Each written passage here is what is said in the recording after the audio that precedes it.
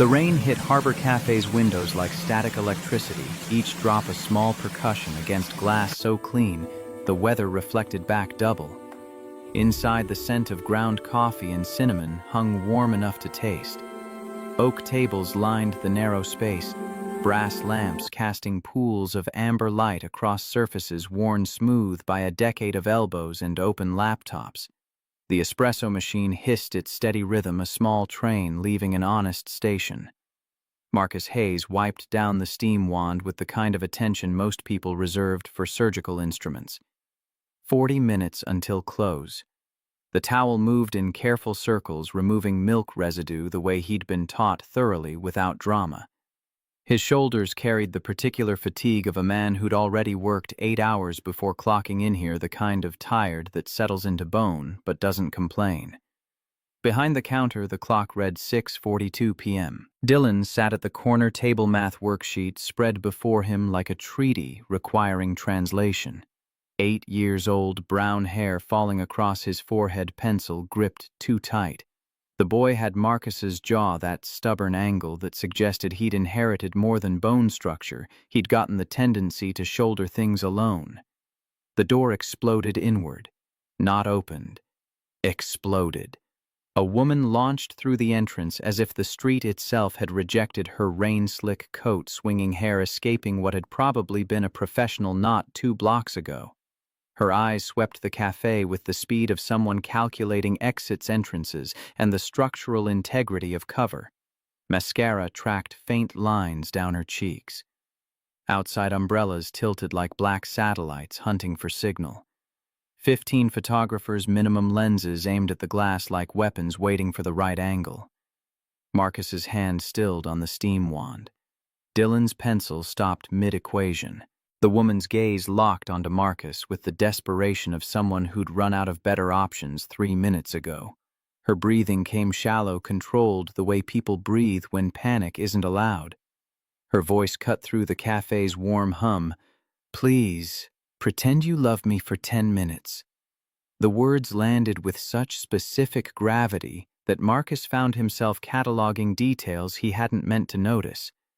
Designer coat, but the hem was torn.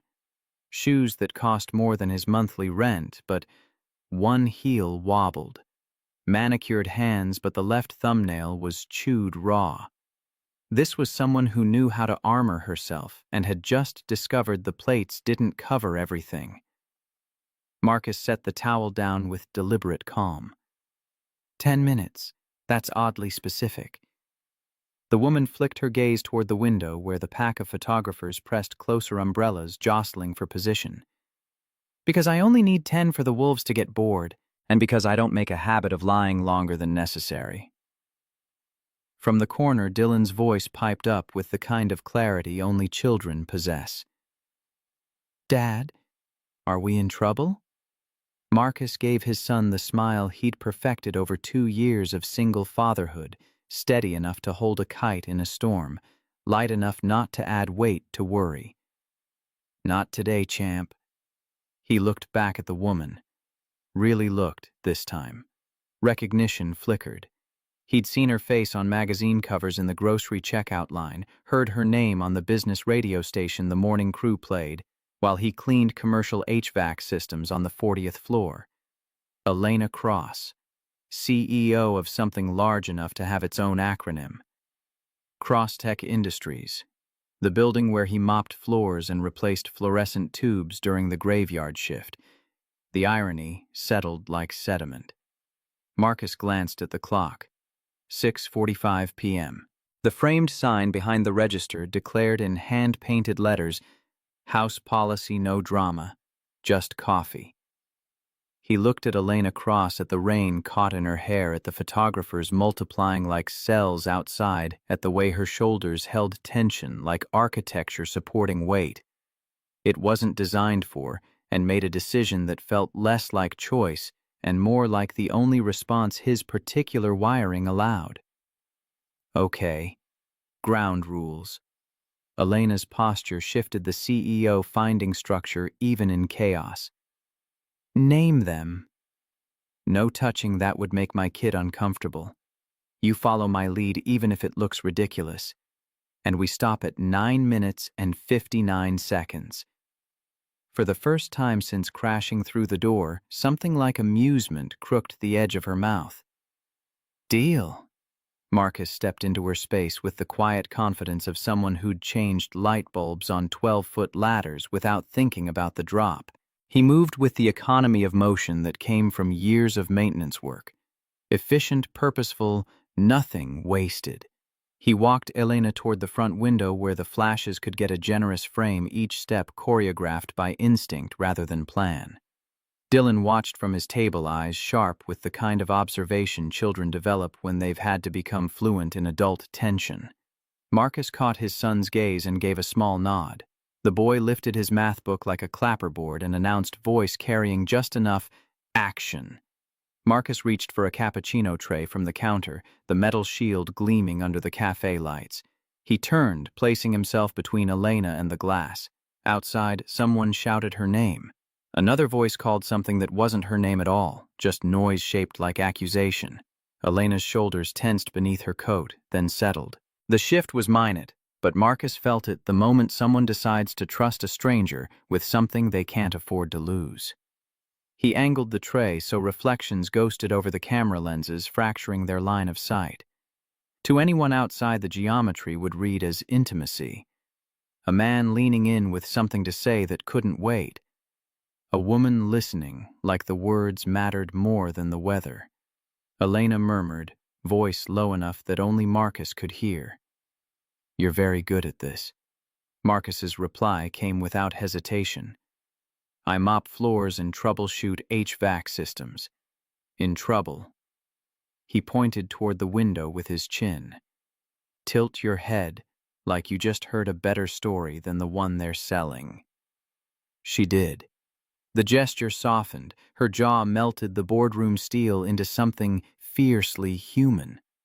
The cameras outside went wild, shutters clicking like insects, desperate for light. Marcus lifted a cup he'd poured earlier, heart-shaped foam still perfect, despite the chaos, and pressed it into her hand. "For the photograph you didn't ask for." Her laughter came soft, the kind that runs under a door and changes the temperature of the room beyond.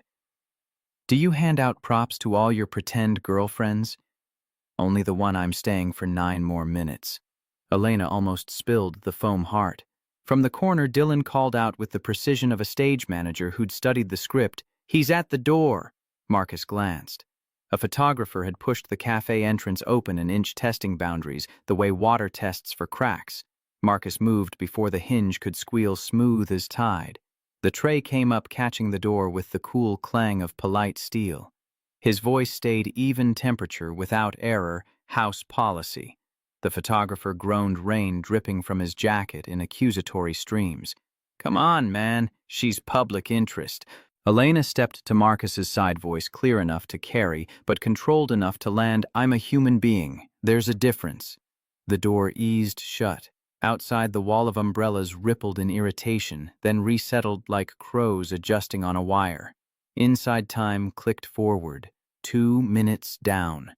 Marcus gestured toward a booth by the window, but set back far enough to avoid the main camera sweep. "Sit. If they want a show, let's make one that doesn't cost your soul." Elena slid into the seat coat, settling around her like armor that had finally agreed to rest. Marcus set another cup down for show empty, but the gesture mattered more than the contents. Then, without breaking rhythm, he knelt and tugged the napkin dispenser forward, creating a humble barricade just tall enough to keep prying lenses from reading her phone screen if she needed to text. It was a janitor's trick. Solve the problem people don't know they have. Elena watched him work, and the words slipped out almost to herself. "I hire consultants for crisis management. Turns out I needed a barista." Marcus straightened, a small smile flickering at the corner of his mouth. "Don't be offended, but I'm off the clock in 20 minutes. After that, I'm strictly a dad." "I'm not offended." She paused, something shifting behind her eyes. "I'm relieved." 5 minutes. The cafe lights hummed their steady frequency. The rain grew thoughtful, transitioning from assault to accompaniment. Marcus could feel the room calibrating around them. Regulars pretended not to stare. A pair of college kids whispered behind laptop screens. The owner, Mrs. Patterson's 67 gray bun hands that had poured 10,000 cups without complaint, polished the same glass for an unnecessary length of time. Elena took a careful sip, then set the cup down as if it were a fragile truth. They called me reckless on cable this morning. The lie was more elegant than the correction will ever be. Marcus leaned against the booth across from her, maintaining easy distance. There's a trick to lies. They burn quick and bright. Truth isn't much for fireworks. It just stays. That's supposed to comfort me. No, Marcus said, small smile returning. It's supposed to anchor you. She looked at him then. Really looked. Light skimmed his face, catching the clean stubble, the dimple that appeared only when he wasn't performing for anyone. He didn't have predator's eyes or savior's posture. He had the stance of someone who'd learned to ask a mess what it wanted to become, then helped it get there. Dylan padded over in sneakers that squeaked against the floor, each step announcing his approach.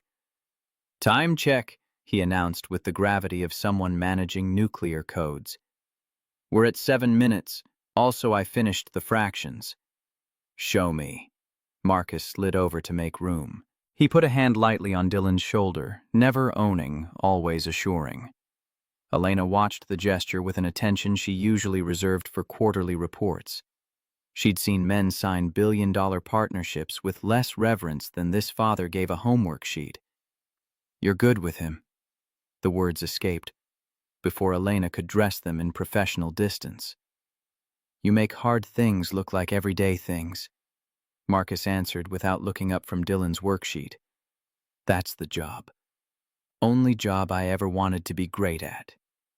Something moved behind Elena's eyes. There it was.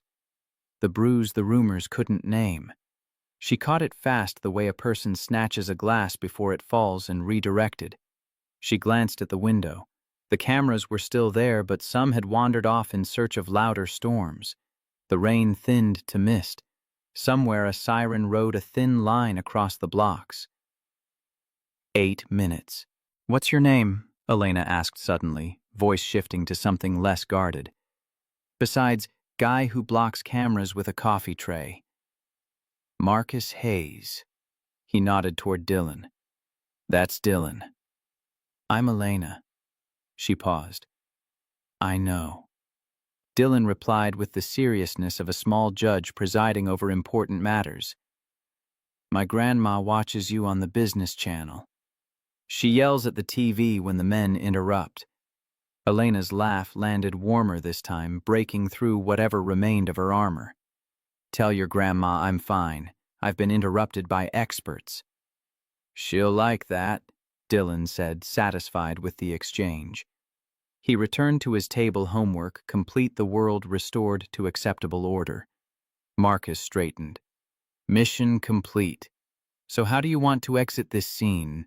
Elena thought for a beat, then surprised both of them. I'll walk out the back. They'll forget me when dinner starts and the city turns its face to neon. But could you stand in the doorway with the tray until I'm out of the alley? I don't want them getting bold. Marcus picked up the tray, spun it once like a coin catching light. Bold men love a mirror. He tipped his head toward the glass. Ready, ready. She rose, coat instinct tugging her shoulders back into the precise geometry of command. But as she reached the threshold between cafe and corridor, she turned. Marcus? Yeah. You didn't ask why I needed this. Marcus met her gaze without hesitation. I didn't need the story to do the decent thing. Dignity doesn't ask for a spotlight. It brings its own light. Her throat closed around whatever reply had been forming. The kindness wasn't noisy. It made space. It made weather.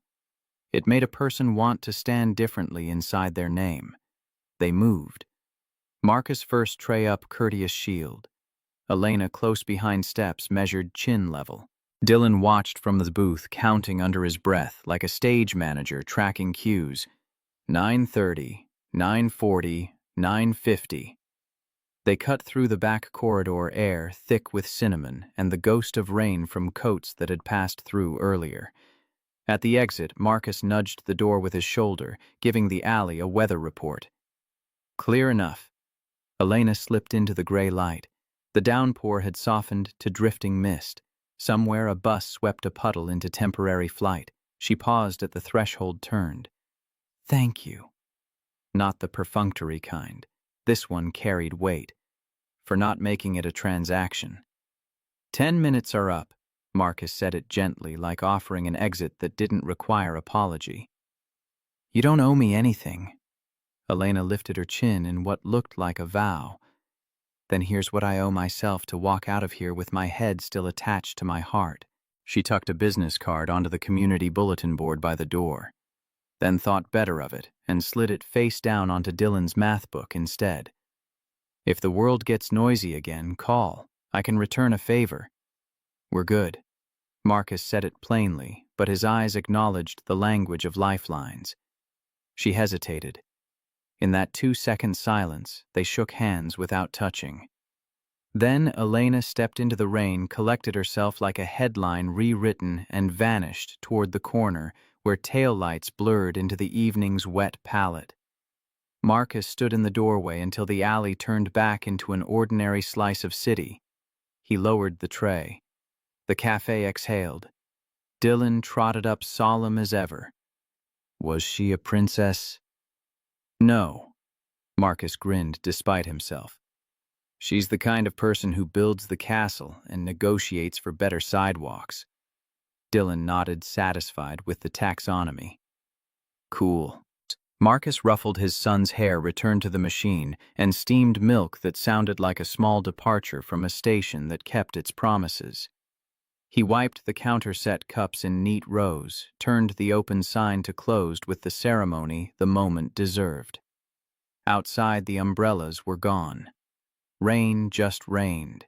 The business card lay face down on the table, a small white island in the geography of their evening. Marcus picked it up. Heavy stock embossed letters. Elena Cross, Chief Executive Officer, Cross Tech Industries. A direct number beneath, and in quick, decisive strokes, an unexpectedly tiny drawn heart that looked like a coffee bean. Marcus didn't pocket it. He tucked it under the register where lost things waited to be claimed. Ready for home, kiddo. Dylan shouldered his backpack, the weight of fractions and weather. Can we make hot cocoa? Always. When they stepped into the rinsed evening, father and son walking the kind of pace the city overlooks until it needs saving. The storm light shifted to amber. Somewhere downtown, a newsroom slotted a headline. In the photo that would run a coffee tray glinted like a makeshift shield. Tomorrow morning, in a glass tower with a skyline view, Elena Cross would push through the lobby and discover that her 10-minute boyfriend mopped the floors of her empire, and neither of them would pretend it meant nothing. The executive suite on the 42nd floor of Crosstech Tower wore morning light like expensive tailoring. Floor-to-ceiling windows framed Portland in clean geometric slices, Bridges River, the West Hills rising green, even in November. The conference table could seat 16 but currently held 3, Elena at the head. Rachel Kim at her right hand with a tablet glowing and 1 empty chair waiting for variables. Rachel tapped her pen once against the glass surface, the soft click echoing with the authority of a gavel. Morning sun climbed the skyline beyond them, painting everything in angles that looked composed, as if the city had ironed its shirt for the meeting. Elena stood at the head of the table with stillness that suggested she knew exactly how to quiet a room without raising her voice. On the screen behind her, a presentation deck waited 3 slides, no theatrics. Across the table, 2 board members attended via video conference, a legal associate flipped through bound documents, and the empty chair held the space reserved for outcomes not yet determined. Agenda, Rachel said, voice carrying the efficiency of someone who'd learned to make syllables count. Stabilize optics ahead of the quarterly meeting. Decide on narrative we can live with. Choose the hard way now or the impossible way later. Elena exhaled through her nose. Hard way. Always. The door opened. Marcus stepped in hair damp from the walk up from the parking garage shirt without the cafe apron, but carrying the same careful posture. The tallest kid in class who'd learned never to loom. He clocked the polished floor. The glass walls, the insulated quiet of this cathedral built from capital, and found the empty chair without being told. Rachel rose to shake his hand, the gesture formal but warm. Mr. Hayes, thank you for coming on short notice. Marcus nodded once. I come cheap, but I don't come careless. Elena's mouth twitched. Rachel's eyes warmed a fraction. They could work with that. Rachel clicked the remote. The slide shifted to a collage of headlines, some false, some lazy, all loud. Our analysts say the market isn't panicking, but the chatter is corrosive. You know the rules of the modern game. If we don't tell the story, someone sells us theirs. Elena folded her hands. A silver ring, unadorned and stern, caught the light. I want a story without varnish. One that says I'm not auditioning for sainthood, I'm leading a company on time above board. Marcus glanced at the window where the city's angles stacked like truths you could stand on. So, why am I here? Rachel looked to Elena. Elena didn't flinch. Because yesterday in a room that smelled like cinnamon and rain, you helped me keep my head attached to my heart. And because the photos are out there now. I didn't plan the rumor, but I can steer the narrative. For 3 weeks we appear as a couple at a handful of public events. We act like we're dating. We act like human beings. No lies about who you are. No charade that steps on your dignity. Marcus listened the way a father listens when weather is thinking about changing lanes. Why 3 weeks? Because that carries us through the shareholder meeting, Rachel answered, voice steady. Because it's honest to the arc of news cycles. And because if this goes longer, it becomes a campaign. We're not running for anything. Marcus leaned back. Ground rules. Elena slid a slim folder across the table. Inside pages that didn't apologize for being paper. We drafted terms, no expensive gifts, no physical contact beyond what we mutually agree to in the moment. Never in front of Dylan without his comfort. No intrusion into your private life. I will not use you as a prop. And one more, veto power on everything that touches my son. Marcus said it like declaring coordinates. If a camera angle catches him, if a schedule shift interferes with his routine, if a story threatens to make him content, my no is the end of the sentence. Elena met his gaze without blinking. Done. Rachel added, already typing, we'll develop a parallel plan to protect Dylan's privacy. Separate from PR that comes under safety, not optics. Marcus nodded once. He didn't say thank you. The acknowledgement lived in how his shoulders lowered by a single degree. What's the fee? Elena asked businesslike as if requesting door measurements for a new hinge. Marcus's jaw worked, then stilled. I need a lawyer, not a cousin who prints forms at cost, a real one. There's a custody review coming. The other party wants more weekends. I want what's best for my boy. That costs retainer money I don't have. Elena didn't blink.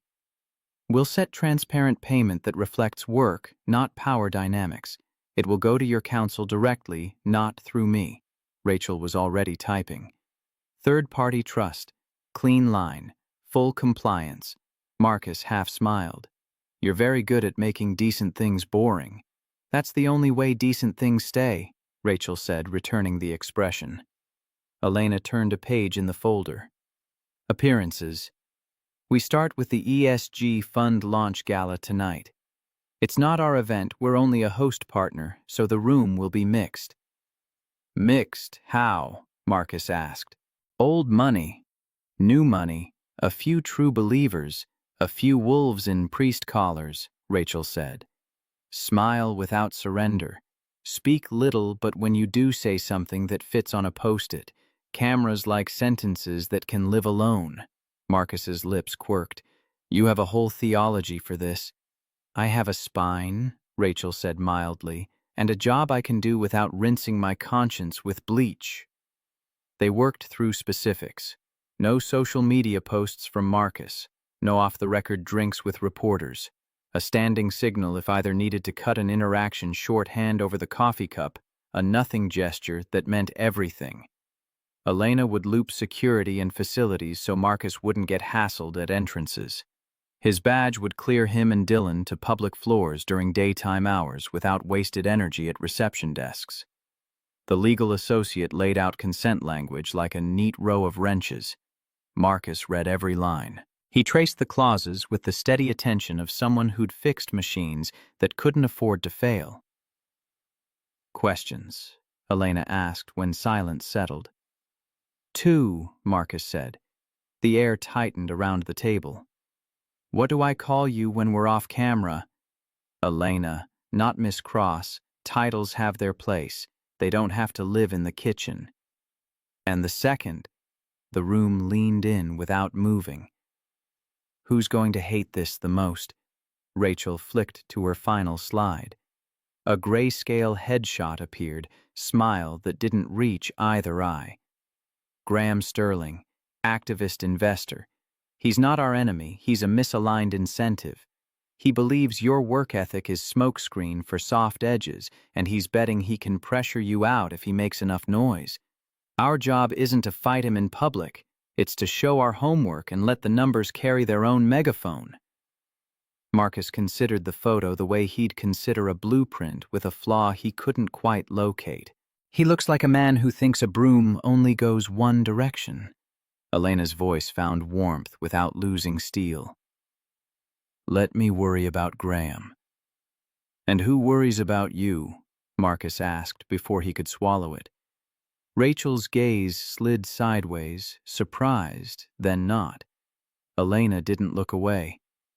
I do. And for 3 weeks, apparently, you do. A small smile nudged the corner of Marcus's mouth. Then let's write it down. They signed. Ink-scratched compact promises on heavy paper. It wasn't romance. It was respect bound in clauses that protected the softest things either of them owned. Time with a child, time with a company, built bolt by bolt. When they finished, Elena capped the pen like closing a door softly. After hours, we'll meet at the cafe. Not for cameras to rehearse exits and entrances so we don't step on each other's toes tonight. If you can drink coffee at this hour, Marcus said. I can drink an apology if it's warm, she returned. Rachel gathered papers. I'll circulate badges and briefing notes. I want both of you to pick a single sentence you can say if cornered something that won't feed the beast. She stood. Mine is, we're focusing on the work. Not original as a doorknob, but it opens rooms. Marcus thought a moment. How about, we keep our promises where the cameras aren't? Rachel paused, nodded. That's clean. Elena tilted her head eyes on Marcus rather than the skyline. And mine, we treat people like they're not disposable. The boardroom felt less like a stage, more like a bench in a quiet station waiting for a train they'd chosen together. They broke. In the elevator, the mirror gave back 3 different wars and 1 new language, how to be simple together in a complicated place. At the lobby, Elena's assistant offered a garment bag and a schedule printed like a hymn. See you at the cafe, Elena said to Marcus, voice low enough to be theirs alone. After the dinner rush. We'll practice. We won't perform. Marcus nodded. I'll bring the cup. You bring the spine. I won't leave home without it. The cafe after peak hours wore the gentleness of a room exhaling. Chairs tucked themselves in. The bell over the door chimed like a polite throat clearing. Marcus stood behind the counter, sleeves rolled espresso machine sounding like rain on a tin roof. When Elena walked in dark dress garment bag over her shoulder, hair loose in a way that made her look less like a headline and more like someone who'd decided to stop running, he raised a hand in greeting. The way you greet a neighbor, not a news cycle. Stage marks, he said, sliding 2 coasters onto the floor like taped X's. This one keeps you angled away from the worst glare. This one keeps me from blocking your face with the tray if I have to block the camera.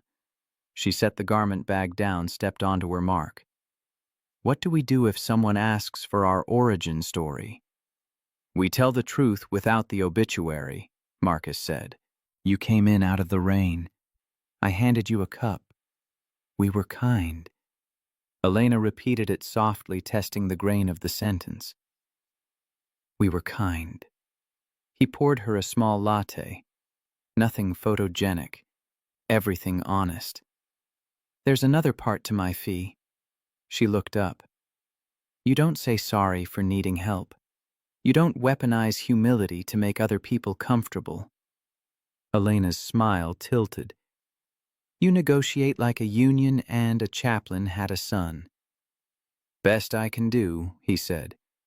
Your term, she said, matching his steadiness, is that you tell me if I cross a line. I'm good at running into burning buildings as long as they're made of paperwork. Sometimes I forget humans can catch. Deal. They shook on it, hands firm.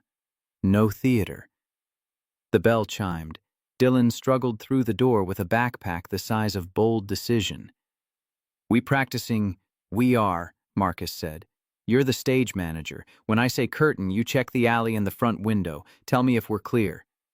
Dylan saluted. Elena crouched to his height. You're the most important person here. He considered this gravely. I accept. They ran the beats once, twice, entrance, pivot, greet, exit, until the choreography felt like decency disguised as habit. At the end, Elena slipped into the restroom with her garment bag and emerged the way a lighthouse does. Not brighter, just more precise. Ready? Marcus asked. Elena looked at them both, father polishing a coffee shield boy with a backpack full of math and courage, and said what felt true. Ready. Dylan peered through the glass, gave a solemn thumbs up. Curtain. They stepped into the evening they'd chosen toward a ballroom where marble waited to test whether people in good shoes could still stand for something. The waterfront hotel lobby gleamed like ambition polished to a mirror shine. Chandeliers scattered light across silk and sharp tuxedos. The ESG Fund launch gala wasn't just an event.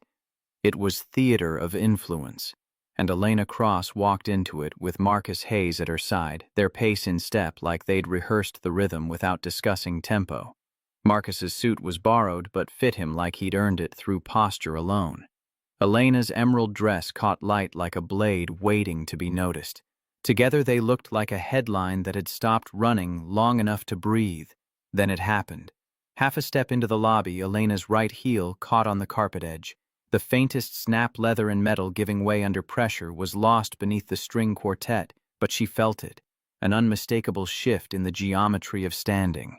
Marcus's hand shot out, steadying her elbow before anyone could register the wobble. His voice came low, calm as diagnostic equipment. Don't look down. Smile. Elena's jaw tightened. It's broken. Not tonight, it isn't. He guided her with the precision of a dance partner to a small recess along the wall just outside the main camera sweep. Hold here, 2 minutes. From somewhere between bar tray memory and instinct, Marcus produced a slim black pouch from his inside jacket pocket. Elena blinked. You carry tools to a gala. You carry armor. He knelt to examine the damaged fingers already assessing before his eyes confirmed. I carry repairs. The gash in the heel was clean. The metal pin bent just enough to destabilize everything above it. Marcus's fingers moved with the steady confidence of someone who'd solved worse problems with less.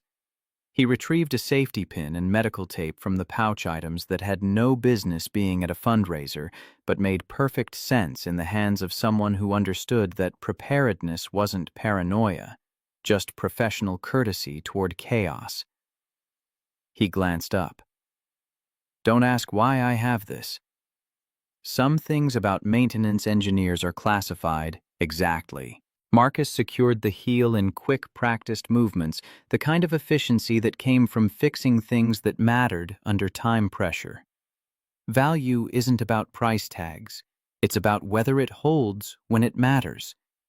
She looked down at him, not as the CEO surveying a problem to be delegated, but as a woman seeing someone who refused to let her falter in a room designed to measure stumbles. Marcus rose smoothly, offered his arm with the quiet certainty of someone who'd just rewritten the script. Walk like you own the building, not just the stock. She did. The repaired heel clicked against marble as if nothing had happened. Cameras caught the shimmer of her gown, the unshaken poise, and the man beside her who looked like he belonged there simply because he'd decided not to be small. Near the entrance to the ballroom, a familiar smirk waited. Graham's sterling tuxedo sharp enough to draw blood. He stepped forward just as Elena reached the top of the stairs, positioning himself like a toll booth on a road that should have been free. Evening, Elena. Voice laced with mock courtesy, the kind that pretended civility while sharpening knives. I almost didn't recognize you with help. Marcus didn't break stride. Careful. You almost sound impressed. Graham's eyes narrowed, but Elena's smile was flawless, the kind forged in boardrooms where showing teeth meant different things to different predators. Graham, I hope you'll enjoy the speeches tonight. I hear integrity is making a rare appearance. A flash from a nearby camera froze the moment. Her poised him bristling Marcus at her side like quiet punctuation that made the sentence land. Inside, the gala swelled with chatter. Waiters glided by with champagne balanced on trays that caught light like liquid gold. Marcus kept a soft buffer between Elena and the crowd, intercepting overzealous handshakes with the diplomatic grace of someone who understood that protection didn't always look like confrontation. They stopped at a circle of investors discussing sustainable building practices. Elena engaged precise and warm, the combination that had built her reputation before the rumors tried to burn it down while Marcus stood just behind her shoulder. Present, but not intrusive. There if needed, invisible if not. One of the older investors eyed Marcus with the assessment of someone used to measuring worth by resume. And what's your area of expertise? Marcus didn't flinch. Maintenance. I make sure things built to last actually last. The man chuckled, the sound carrying genuine appreciation. You'd be surprised how rare that is in our world. I'm learning, Marcus said, his gaze drifting back to Elena, that it's rare everywhere. Elena caught the line. Her lips curved. She excused herself from the circle, motioning for Marcus to follow. That was good, she murmured as they moved toward the perimeter. I wasn't performing, Marcus replied. I was telling the truth. The rest of the evening played out like a script they hadn't rehearsed but somehow knew by heart. When Elena gave a short toast about ethical growth, Marcus stood just inside the frame, not smiling for the cameras, but listening. Really listening, like the words were blueprints worth following. They made it through without another slip until they reached the valet station outside. Rain had returned, dotting the pavement with silver coins. Marcus opened the car door for Elena, and in the reflection of the black sedan, they both saw it, her repaired heel still holding strong. She looked up at him. You saved me from a very public fall. Marcus shook his head. You saved yourself. I just gave you a way to keep walking. The driver pulled away from the curb. Elena glanced out the window at the flashing lights fading behind them, like stars burning out in reverse. Marcus sat beside her, gaze on the rain-slick streets that reflected the city back to itself. What you did tonight, Elena began, then stopped, started again. It's not something I can put in a contract. That's fine, Marcus said quietly. The best work doesn't make it into contracts. Her phone buzzed in her clutch. A headline was already circulating: Elena Cross stuns at ESG gala with mystery partner. Who is he? She could see the photo, her poised mid-step Marcus just behind arm, ready if she needed him. It was better than any staged image her PR team could buy. But as the car rolled into the night, Elena saw a new notification. A message from Rachel marked urgent. "We've got a problem. Anonymous tip. CPS report on Marcus just hit my desk." Elena's chest tightened. Marcus sat beside her, unaware, his gaze still on the rain that blurred the streets into watercolor. "Something wrong?" he asked, picking up on the shift before she could mask it. She forced her voice steady, professional, a shield she'd learned to raise when the ground started shaking. "We'll talk tomorrow." Outside, the city lights blurred in the glass as if the night itself knew the next chapter wouldn't be all chandeliers and applause. The knock wasn't loud, but it carried weight. 3 measured taps, each one announcing paperwork and procedure. Marcus opened the apartment door to find a woman in a navy blazer holding a clipboard, her ID clipped high and visible where it couldn't be missed or questioned. Child Protective Services. Behind her, the hallway smelled faintly of floor wax and winter coats that had seen better seasons. Marcus's hand tightened on the doorknob, not from fear, but from the sudden understanding that someone had weaponized bureaucracy. "Mr. Hayes." "That's me." His voice stayed calm, but grip on the door told a different story. "I'm Angela Rui. I'm here for a scheduled home welfare check." Marcus's eyes flicked to the wall clock. He'd known this visit was coming. The voicemail last night had been professional, procedural, final. He just hadn't expected it to arrive with the echo of last night's headlines still ringing in his skull.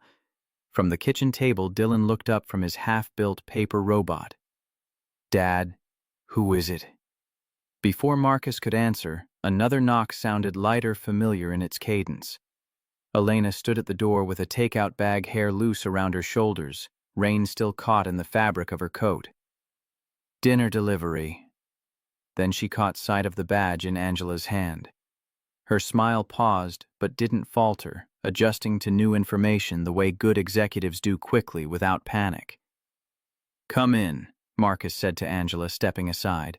He looked at Elena. "You too." The apartment was modest in the way that spoke of intentional care rather than neglect. 2 bedrooms, books stacked neatly along one wall, organized by size and subject, a rug that had seen years of homework sprawls but was clean and whole. The faint scent of cocoa lingered in the air, last night's ritual, this morning's comfort. Marcus's evenings were visible in every detail. Shoes lined by the door in descending order of size. Laundry folded in baskets waiting for the dresser. A small corkboard with Dylan's spelling tests pinned in tidy rows, each one marked with a gold star that Marcus had added himself, because the teacher's red ink wasn't enough celebration for effort. Angela glanced around with the practiced eye of someone trained to see what people tried to hide. "I'll need to see where Dylan sleeps, the kitchen, any medications." "We'll start with his room," Marcus said. As they walked down the short hallway, Elena lingered back, eyes scanning not in judgment, but in quiet inventory. She noticed the worn comic books on Dylan's nightstand edges, soft from repeated reading. The robot parts laid out on his desk with the precision of a young engineer who'd learned that order mattered. No mess shoved in corners, no chaos disguised as charm. Angela took notes, checked smoke detectors with a small device from her bag, asked routine questions in the flat tone of someone who'd asked them 1,000 times. "Has there been any change in your work schedule? How often is Dylan left unsupervised?" Marcus answered without edge, each response carrying the weight of truth that didn't need decoration. "Evening shifts, never without supervision. If I can't be here, he's with my sister Sarah or my neighbor Mrs. Duffy, both cleared last year." Angela nodded, making marks that would become data points in a file somewhere. "School records."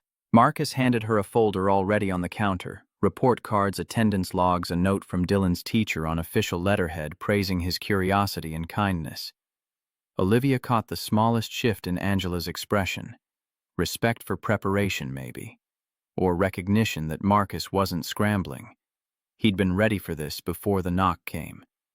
Angela flipped through the file with the efficiency of someone sorting mail. Dylan's doing well academically. No concerns noted. Elena stayed quiet, watching Marcus's posture. Upright, but not defensive.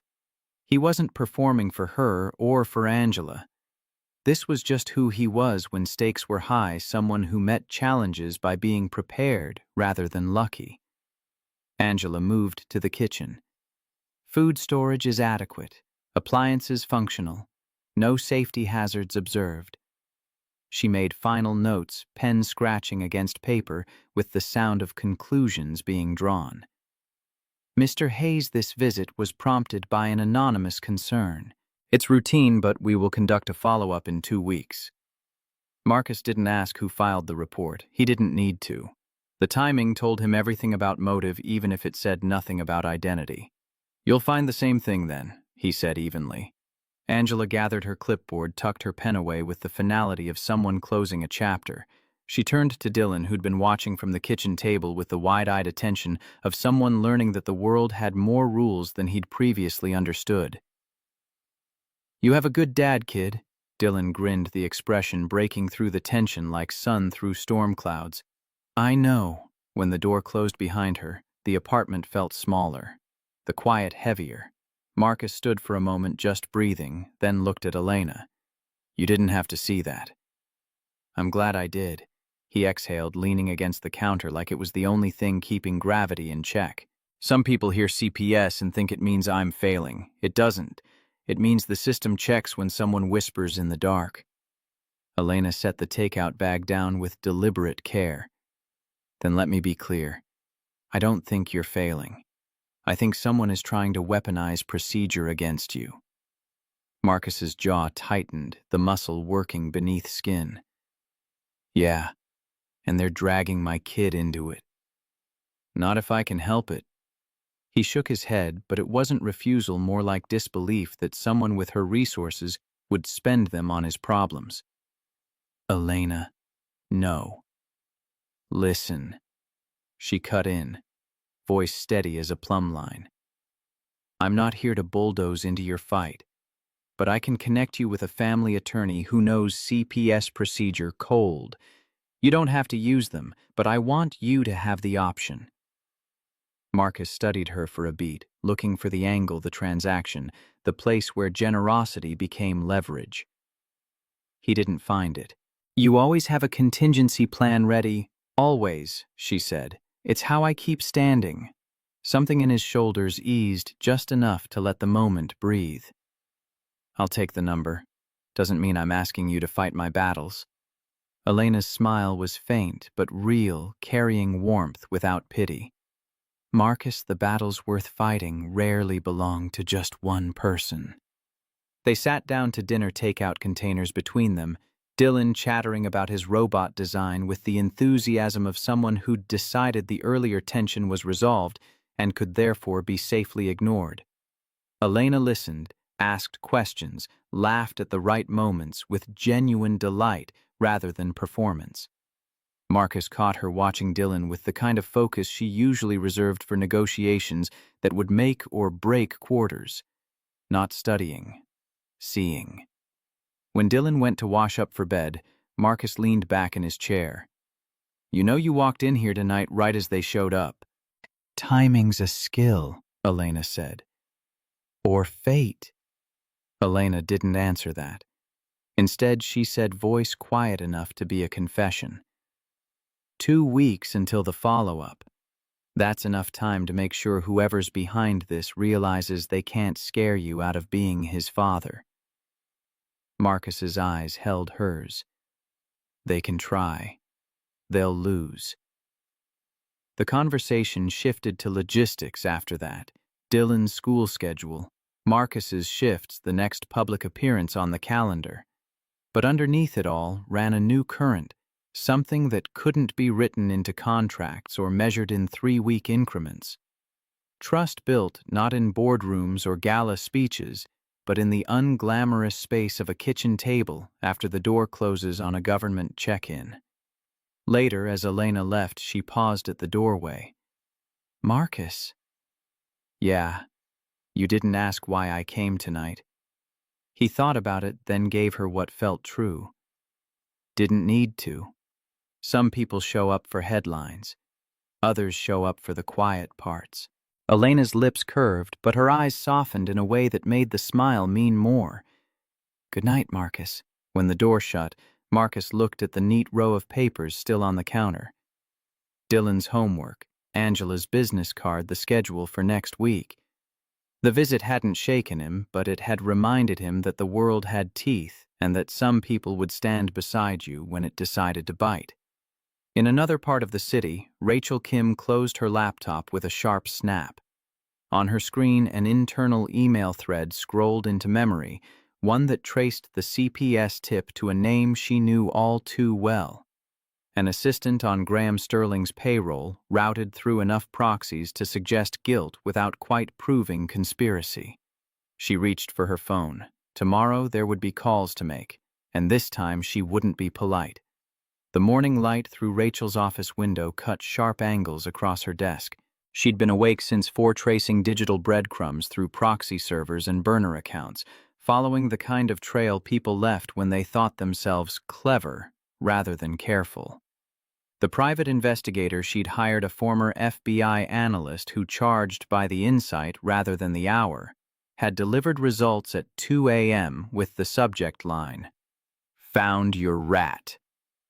Elena arrived at 7, coffee in hand, face showing the particular exhaustion of someone who'd spent the night running scenarios instead of sleeping. "Tell me you have something." Rachel turned her laptop around. Email thread.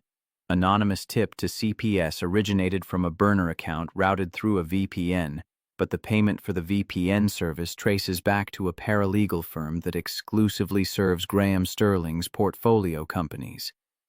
Elena leaned in, scanning the documentation with the speed of someone who'd learned to read evidence the way most people read headlines. This proves proximity, not causation. Keep reading. 3 screens down, a bank transfer. $500 from an LLC registered to Graham's cousin sent to the paralegal with a memo line that read, "Research Services." "Still circumstantial," Elena said, but her voice had changed texture, less doubt, more calculation. "Then there's this." Rachel clicked to an audio file. Building security footage caught this in the parking garage 2 days before the CPS filing. Graham talking to his chief of staff. "Audio's rough, but our guy cleaned it up." She pressed play. Graham's voice came through distorted but intelligible.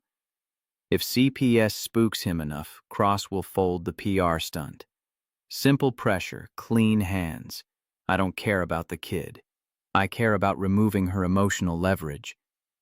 Elena's hand tightened on the desk edge, knuckles going white in a way that suggested the wood should be grateful it was solid. "Send that to legal. Chain of custody documentation. Every timestamp, every proxy, every dollar. I want it airtight." "Already done," Rachel said.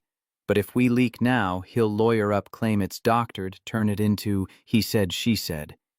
Elena straightened, mind already 3 moves ahead on a board most people couldn't see. "We don't leak. We corner him where he can't run. Force him to either confess or commit to a lie we can prove false." "When and where?" "Investor conference next Thursday. Loading dock exit at 6 p.m. He always leaves alone to take calls away from cameras." Elena's eyes held the cold clarity of someone who'd stopped being surprised by cruelty and started documenting it. "I want him to see me when he realizes he's lost." The presentation room on Crosstech's 30th floor looked designed to impress even the most jaded investor. Glass walls framed the city skyline in sections like the world beyond, was art curated for their appreciation. Rows of leather chairs, a projector that cost more than Marcus's annual salary, and an air conditioning system he'd personally serviced last month cold enough to keep people alert, but not uncomfortable. Elena stood at the head of the conference table, every inch the CEO. Marcus sat 3 rows back, not as part of the team, but as the boyfriend, a presence meant to humanize her in a room of sharp suits and sharper questions. From his seat, Marcus could see Dylan's handwriting on the corner of Elena's notes. A tiny doodle of a coffee cup with the words, "Good luck," in crayon that hadn't quite stayed inside the lines. It was the kind of detail no one else would notice, but Marcus held on to it like an anchor in water that kept getting deeper. Elena began, voice carrying the authority of someone who'd earned her position through results rather than inheritance. Thank you for joining us to discuss the Cross-Tech Tanaka partnership for our coastal resort project. Today we'll finalize design specifications before moving to contract signing. The projector hummed to life, casting blueprints onto the wall. The lines were crisp, the layout sophisticated, the kind of engineering that won awards and convinced investors their money had found good soil. Elena moved through talking points with the smooth efficiency of someone who'd given this presentation 100 times in her head. Square footage, sustainable materials, load capacities calculated to withstand Oregon coast weather patterns. Marcus watched the blueprint scroll past his eyes, tracking details most people in the room would skip over in favor of the bottom line. Years of maintenance work in high-rises had left him with an instinct for structural logic, the kind of knowledge that lived in muscle memory rather than textbooks. He'd learned to read buildings the way some people read faces, looking for stress points. Places where confidence turned into liability. His brow furrowed. Ow. Something wasn't right. The support beams in the south wing didn't align with the load-bearing walls. According to basic IBC standards, International Building Code, the Bible of anyone who'd ever held a wrench in a building taller than 2 stories, this configuration would create uneven weight distribution. In stable ground, maybe survivable. In coastal terrain with seasonal flooding and soil erosion, it was a lawsuit waiting for weather to file it. Marcus tilted his head mentally, tracing the load paths the way he'd trace plumbing, following gravity and physics to their inevitable conclusions. The math didn't work. The structure wouldn't hold. Not catastrophically, not immediately, but in 5 years some engineer would be standing in a conference room explaining settlement cracks and foundation shifts to people who'd want to know why nobody caught this earlier. Elena advanced to the next slide. Marcus raised his hand slightly, not high enough to interrupt, but enough to catch her peripheral vision. Her gaze flicked to him for less than a second, but it was enough. She knew. Before we proceed, Elena said, voice smooth as fresh concrete, let's pause on that last diagram.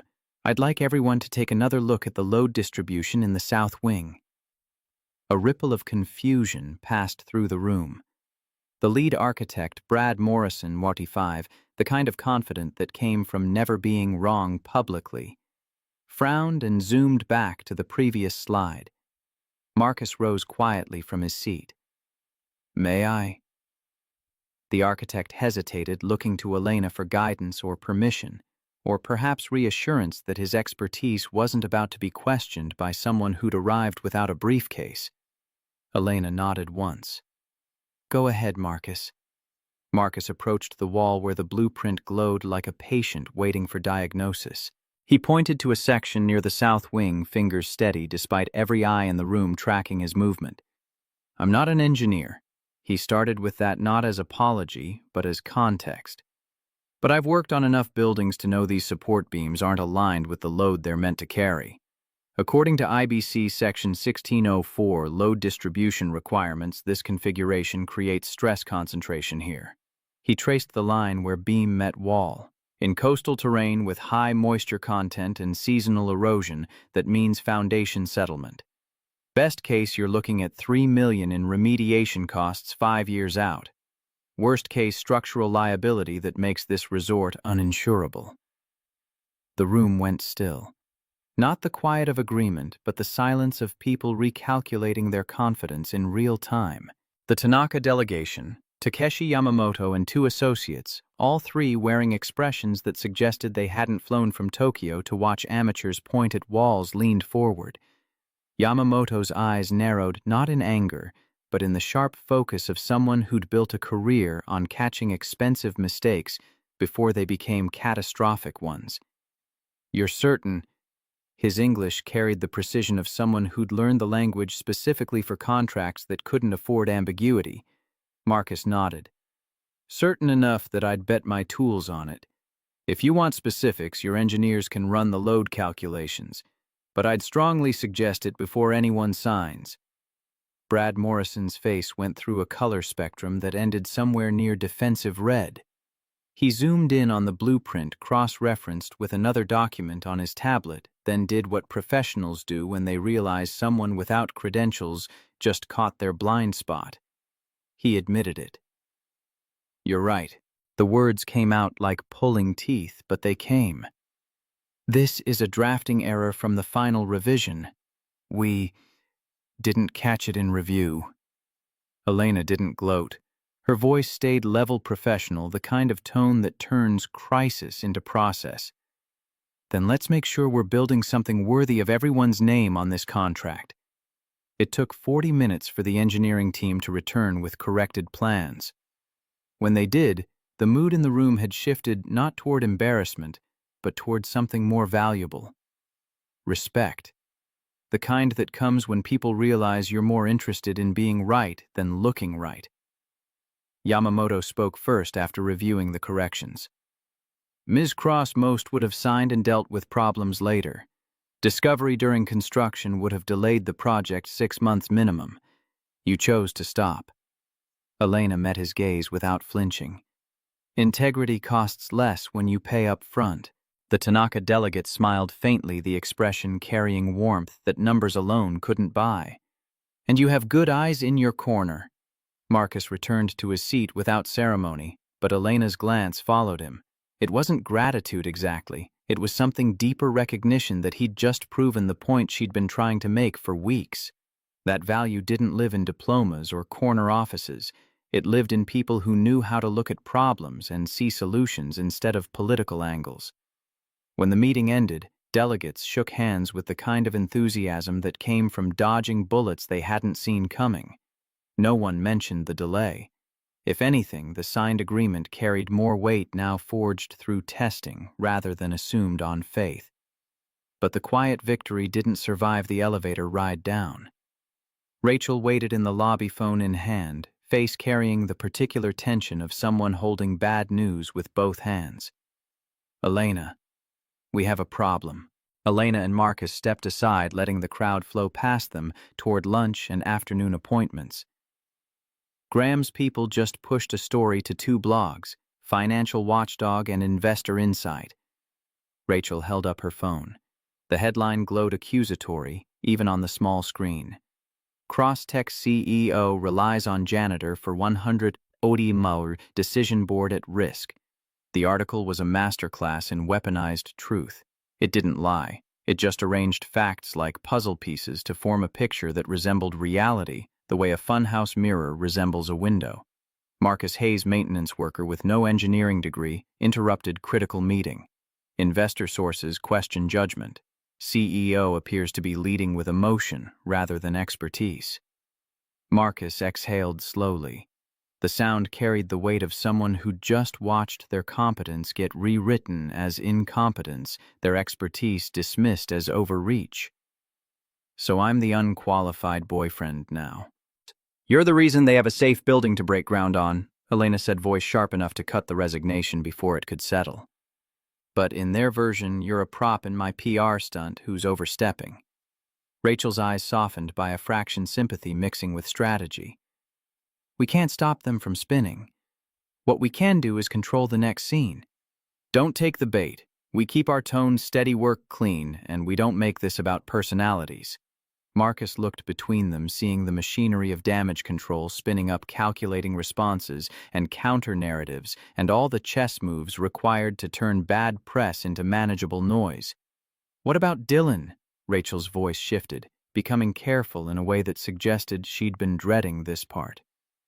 We'll monitor coverage, but the more they frame you as the mystery janitor, the greater the risk someone digs for personal details. Photos, school records, anything that adds color to the story. We'll keep his name out of it, but we need to be realistic about exposure. Elena stepped closer, voice low enough that only Marcus could hear. This is where you trust me. Marcus held her gaze. And this is where I remind you Dylan comes first. Always. She didn't blink. Always.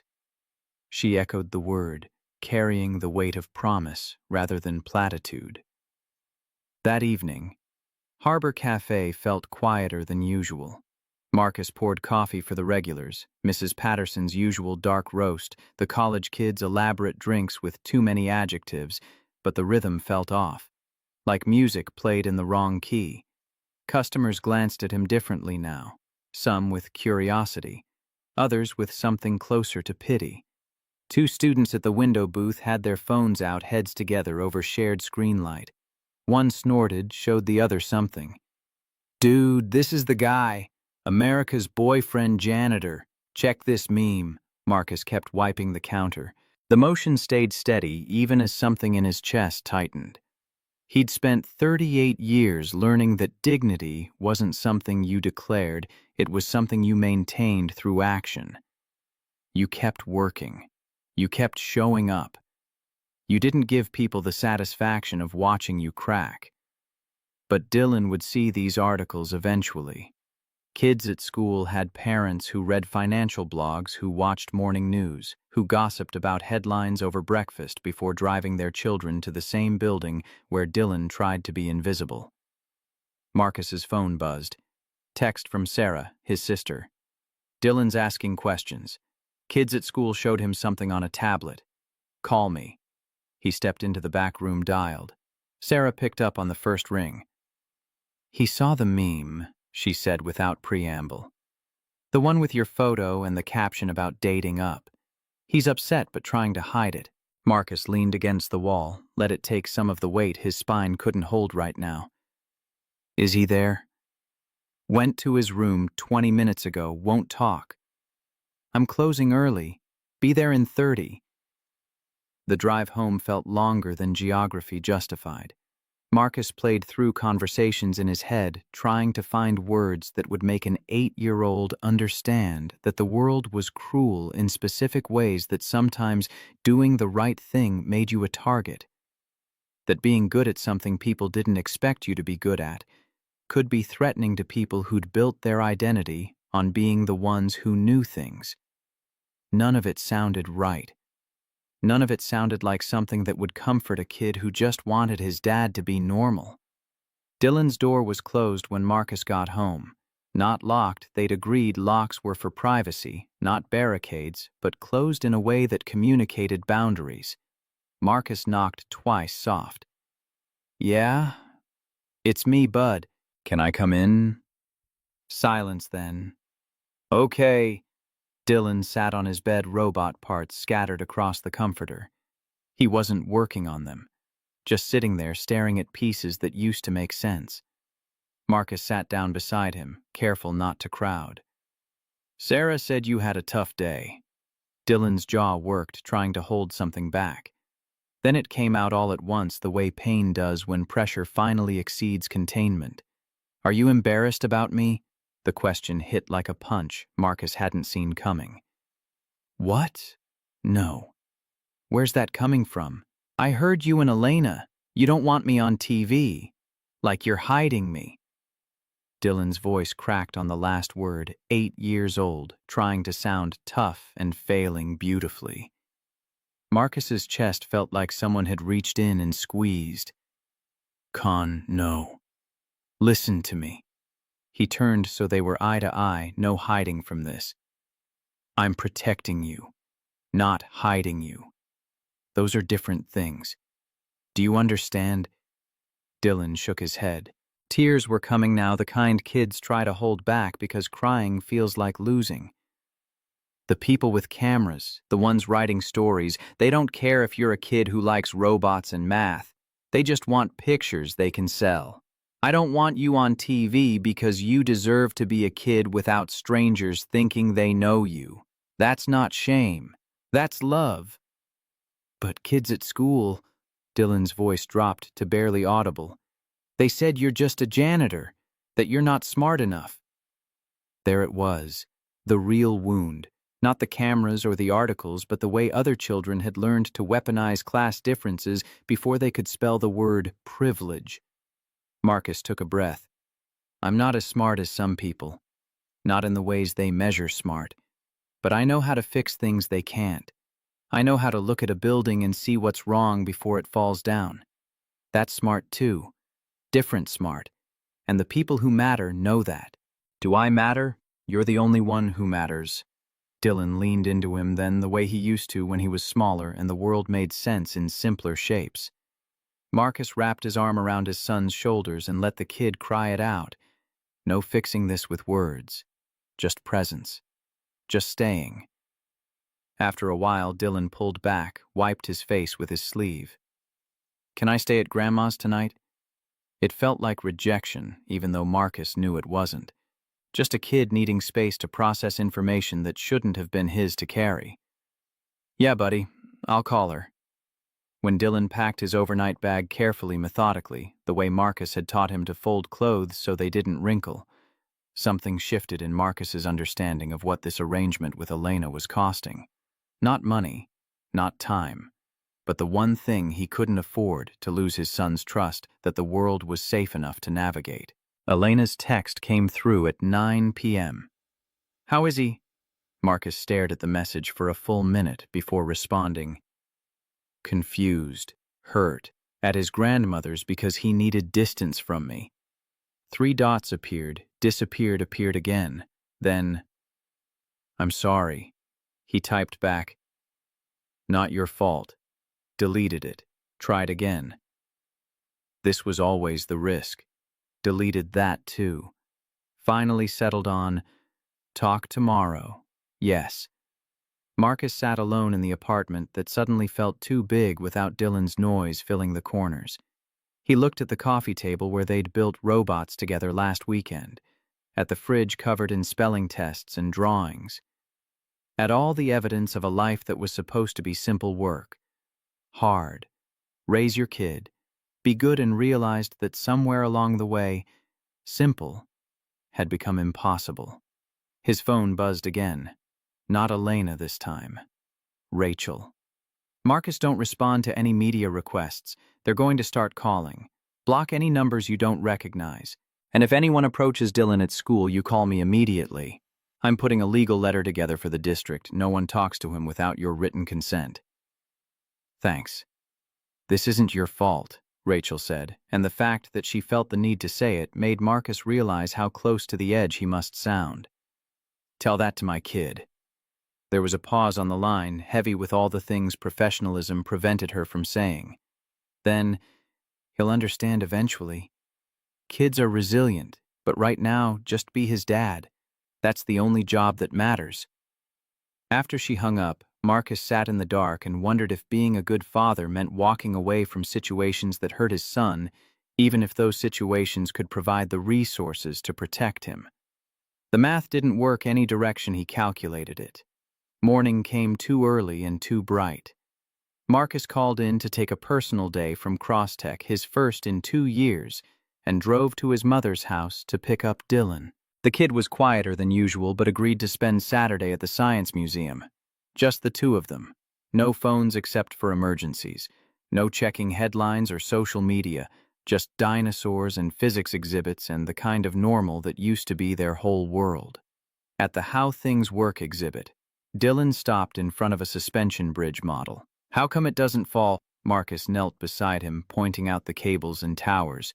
Weight distribution. No single point has to be strong enough to hold everything. The load gets shared. Each part just has to do its job in the right place. Dylan studied the model with the concentration of someone looking for metaphors he could apply to problems that weren't about bridges. So being strong isn't about being the biggest. Being strong is about knowing where you're needed and showing up there. They moved through the museum, slowly stopping at exhibits that caught Dylan's interest. In the cafeteria over sandwiches that cost too much and tasted like cardboard blessed by corporate catering, Dylan finally asked the question Marcus had been waiting for. "Do you like Elena? For real?" Marcus set his sandwich down. Honest questions deserved honest answers even when honesty was complicated. "I respect her. She's been good to us. She's trying to help. But do you like her? Not because of the deal." "I don't know yet, bud." Marcus met his son's eyes. "Maybe. Is that okay?" Dylan considered this with the gravity of someone making decisions that would reshape family geometry. "It's okay, but I don't want her to go away and then you be sad." "That's fair." They spent the rest of Saturday together, museum, then home for dinner, then a movie. Neither of them paid much attention to, because the company mattered more than the plot. When Dylan fell asleep on the couch halfway through, Marcus carried him to bed the way he used to when the kid was smaller before school and growth spurts had made him almost too big for carrying.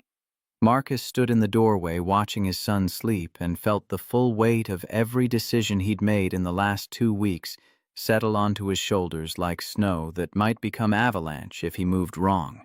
Sunday morning, Mrs. Duffy from next door called. Her heating system had given up making warmth in favor of making noise. Marcus and Dylan spent 3 hours in her basement, Marcus showing Dylan how to diagnose furnace problems, teaching him to listen to the machine's complaints and translate them into solutions. When they finished, Mrs. Duffy made them lunch sandwiches that actually tasted like someone cared about ingredients and told Dylan what she'd probably been saving to tell him all morning. "Your dad has a gift, young man.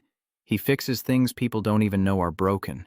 Dylan looked at Marcus differently after that. Not fixed exactly, but less broken than yesterday. Progress measured in small degrees. "Can Elena come to my science fair next Friday?" The question came out of nowhere, or maybe from everywhere, the way kids process information in private before announcing conclusions in public. Marcus set his coffee down. "Why?" "She explained fractions better than my teacher. Maybe she's good at science, too." Something in Marcus's chest unclenched. If Dylan wanted Elena there, if he was ready to see her as someone other than the reason his dad was in the news, then maybe the damage wasn't permanent. Maybe they were building something that could survive scrutiny. "I'll ask her." Monday morning, Rachel's investigation bore fruit that tasted like vindication. The private investigator had interviewed the paralegal who'd filed the CPS report, a junior associate who cracked under the pressure of potentially losing his license. He confirmed Graham Sterling had personally directed the filing, provided the details, and paid for the service through a shell LLC. Rachel laid it all out in Elena's office documents, recordings, testimony sworn under oath. "We have him, but we still need the confrontation. Get him on record either admitting it or lying in a way we can prove false." "Thursday," Elena said. "Investor conference. He'll be there to make noise about the Tanaka situation. We corner him at the loading dock exit." "You're sure about confronting him directly? We could route this through legal channels, let the ethics committees handle it." Elena's expression carried the particular steel of someone who'd stopped asking permission to stand up. "I want him to see my face when he realizes what he's done to an 8-year-old boy. That's not something I'm delegating." Tuesday brought the CPS follow-up visit. Angela Ruiz returned with a supervisor's standard procedure when anonymous reports continued beyond initial investigation. They asked about media attention, about Dylan's emotional state, about whether the increased scrutiny was affecting home stability. Dylan answered honestly. Yes, some kids at school had questions. Yes, it was uncomfortable. But Dad had explained things. Dad was handling it. Dad made him feel safe. Angela made notes with the efficient sympathy of someone who'd seen worse situations masquerade as better ones, and better situations camouflaged by poverty that looked like neglect. She saw through the surface here. saw a kid who was loved, a father who was present, a home that functioned even under pressure. Mr. Hayes, we're closing this case. Everything checks out, but I recommend establishing a media protection plan, legal language preventing interviews, photo publication, anything that could compromise Dylan's privacy. Marcus nodded. Elena's legal team is already drafting it. The supervisor made a final note. Whoever filed that initial report wasted our time. But for what it's worth, she looked directly at Marcus. You're doing something right. After they left, Marcus called Elena. CPS closed the case. He could hear the relief in her voice even through the phone's compression. That's good. That's really good. Dylan wants you at his science fair Friday. A pause. Then, really, don't read too much into it. He just thinks you're good at math. She laughed, and the sound carried warmth that had nothing to do with their arrangement. I'll be there. Wednesday night, the charity dinner Dylan insisted on attending. Not because he wanted to be seen, but because, as he explained with the logic of someone who'd thought it through if people were going to talk about him. Anyway, they might as well see that he was fine. Marcus wasn't sure about the wisdom of bringing an 8-year-old into the line of fire, but Elena backed Dylan's reasoning. He's right. And we'll have security. No photographer gets close enough for clear shots. The Riverside Convention Center wore its fundraising best chandeliers and champagne speeches about education equity delivered by people who'd never worried about tuition. Marcus wore the same borrowed suit. Elena had offered to have one tailored for him, but he'd declined. Not pride, just a recognition that borrowed was honest, and honest mattered more than perfect fit.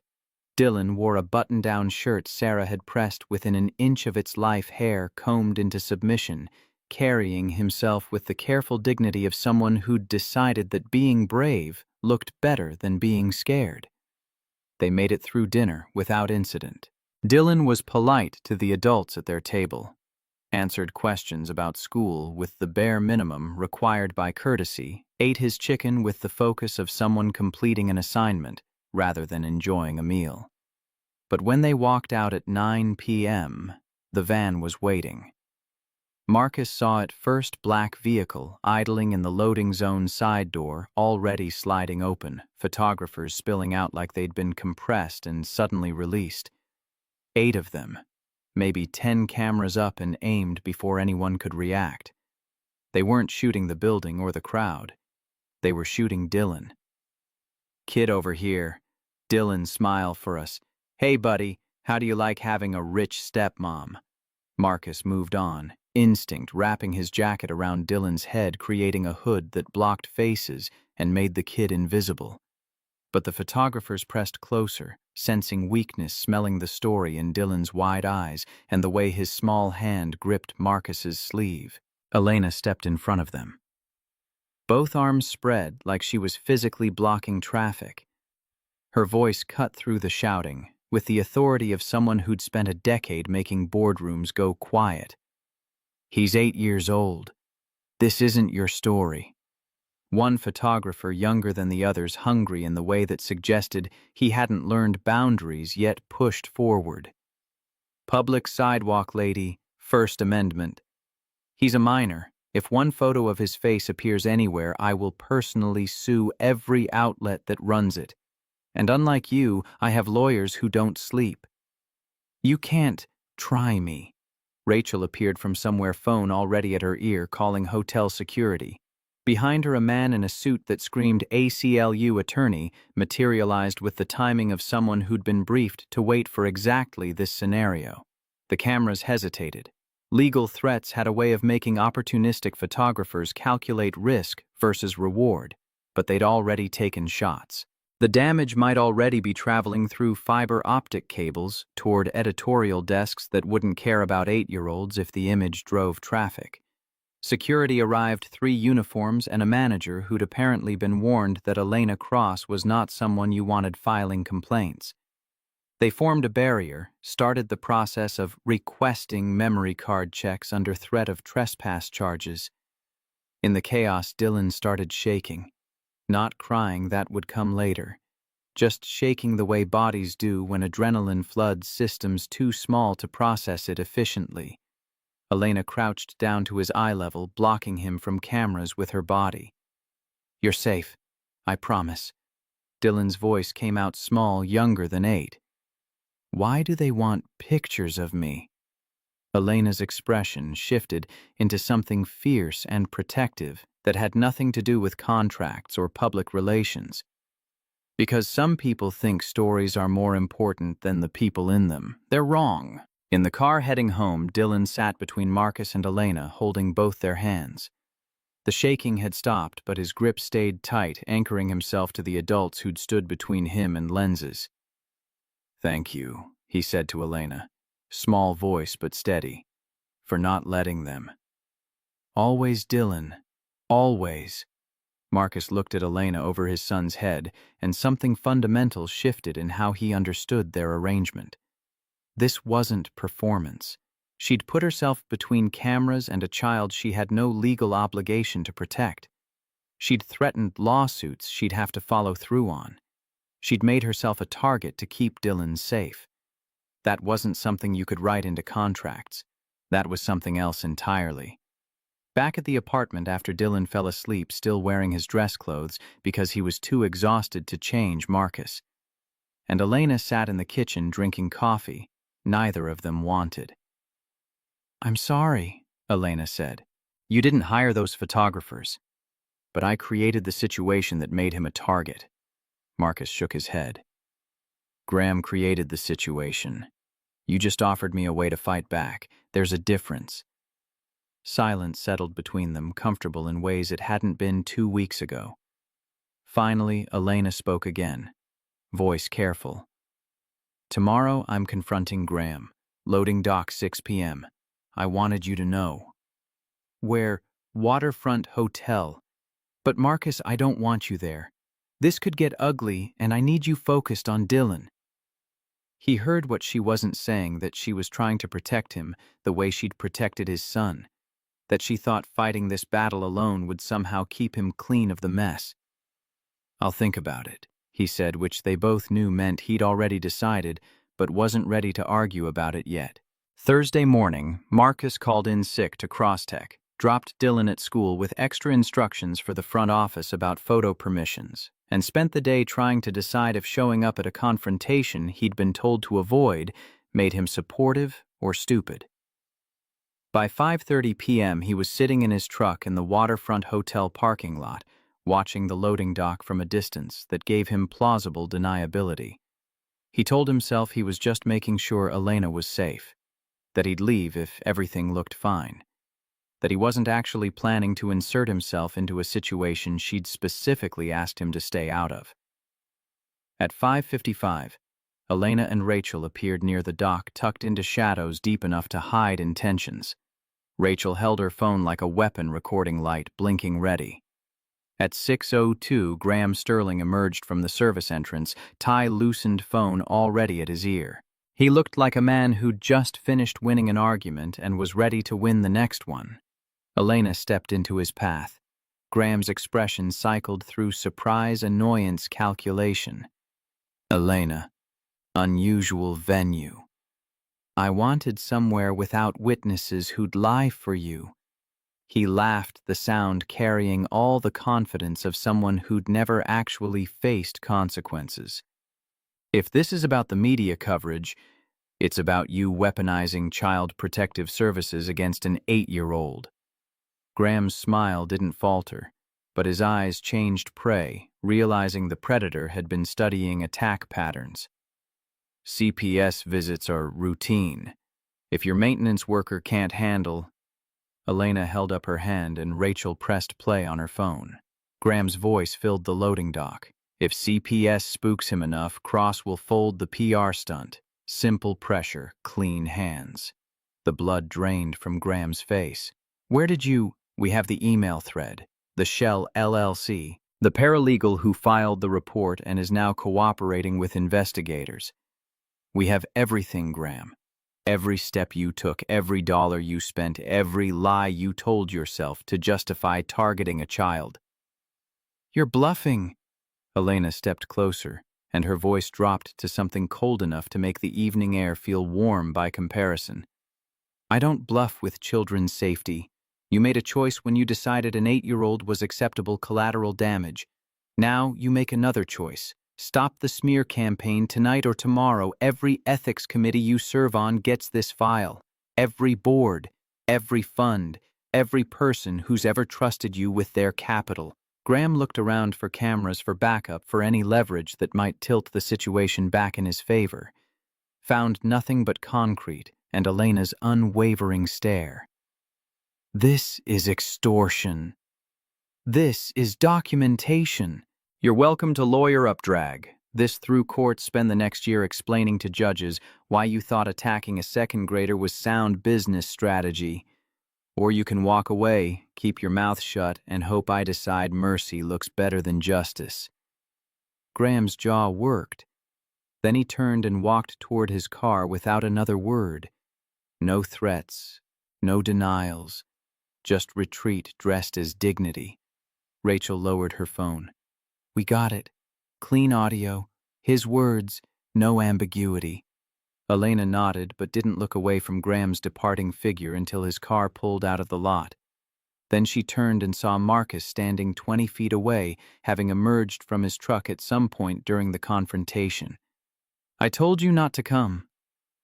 I know. Marcus walked closer, each step deliberate. But you shouldn't face wolves alone. Not when they've been hunting my son. Something in Elena's expression cracked, not breaking, but opening. Like a door that had been locked, finally deciding the person on the other side was safe enough to let in. This is where you trust me, she'd said in his apartment. And this is where I stand beside you, Marcus said now. Because that's what people do when it matters. Rachel cleared her throat diplomatically, reminding them she existed. We should go. File everything tonight while it's fresh. They walked to the parking lot together, Elena, Marcus, Rachel trailing with her phone full of evidence. The city lights were coming on, painting Portland in shades of amber and possibility. Tomorrow there would be legal filings and board meetings and all the machinery of accountability grinding into motion. But tonight, in the space between confrontation and consequence, Marcus understood what he'd been too careful to admit before. This arrangement had stopped being temporary somewhere between a repaired heel and a protected child, somewhere between coffee shop rehearsals and loading dock confrontations, somewhere in the accumulation of moments where respect had shifted into something that didn't have a 3-week expiration date. He didn't say it out loud, not yet, but the knowledge settled into his chest like foundation, solid, permanent weight-bearing. Elena glanced at him as they reached their cars. Dylan's science fair tomorrow. Yeah, he's nervous about his project. What's the topic? How buildings stand strong. Load distribution stress points, why some things last and others fall. She smiled, and the expression carried warmth that had nothing to do with streetlights. I'll be there. After she drove away, Marcus sat in his truck for a long moment watching the city organize itself for evening. His phone buzzed with a text from Dylan. Is Elena still coming tomorrow? He typed back, yeah, buddy, she'll be there. 3 dots appeared. Then, good, I want her to see my project. Marcus drove home through streets that felt different than they had 2 weeks ago. Not because the city had changed, but because his understanding of what he was building had shifted from transaction to something that resembled foundation. Something that might hold weight if they gave it time to cure. Tomorrow, his son would present a project about structures that last. And somewhere in that presentation, Marcus suspected Dylan would teach him something about the difference between temporary and permanent, between what you build to survive and what you build to stay. The Crosstech Auditorium held 200 people and felt like it contained twice that in tension. Morning light filtered through high windows, casting geometric shadows across rows of chairs filled with shareholders who'd spent the last 3 weeks reading headlines and forming opinions. The stage waited at the front simple podium screen for presentation's microphone that would amplify every word into permanent record. Elena stood backstage with Rachel reviewing notes that had been revised so many times, the paper showed wear at the fold lines. In 3 minutes, she'd walk out to defend not just her leadership, but the choices that had led to standing in a loading dock threatening a man with evidence he'd tried to weaponize children. "You ready?" Rachel's voice carried the steady calm of someone who'd wargamed every possible outcome and prepared contingencies for outcomes they hadn't thought of yet. Elena straightened her jacket. "I've been ready since the first lie was printed." In the back row, Marcus sat beside Dylan. The boy wore a button-down shirt and held a poster board he'd made himself construction paper and markers forming the words, "You did great," with a robot drawn in careful detail beside a calculator. No one else in the auditorium had brought handmade signs of support. No one else needed to. Dylan leaned close to whisper, "Is she nervous?" Marcus watched Elena through the stage entrance gap, saw the way she held her spine like rebar. "Probably, but she's going to do it anyway. That's what brave looks like." The board chair. Patricia Caldwell, 63, gray hair and sharper instincts, took the podium first. Standard opening remarks about fiscal responsibility and shareholder value and all the language that turned companies into machines people forgot were run by humans. Then she shifted gears. "Before we discuss quarterly results, Ms. Cross has requested time to address recent events with full transparency." Elena.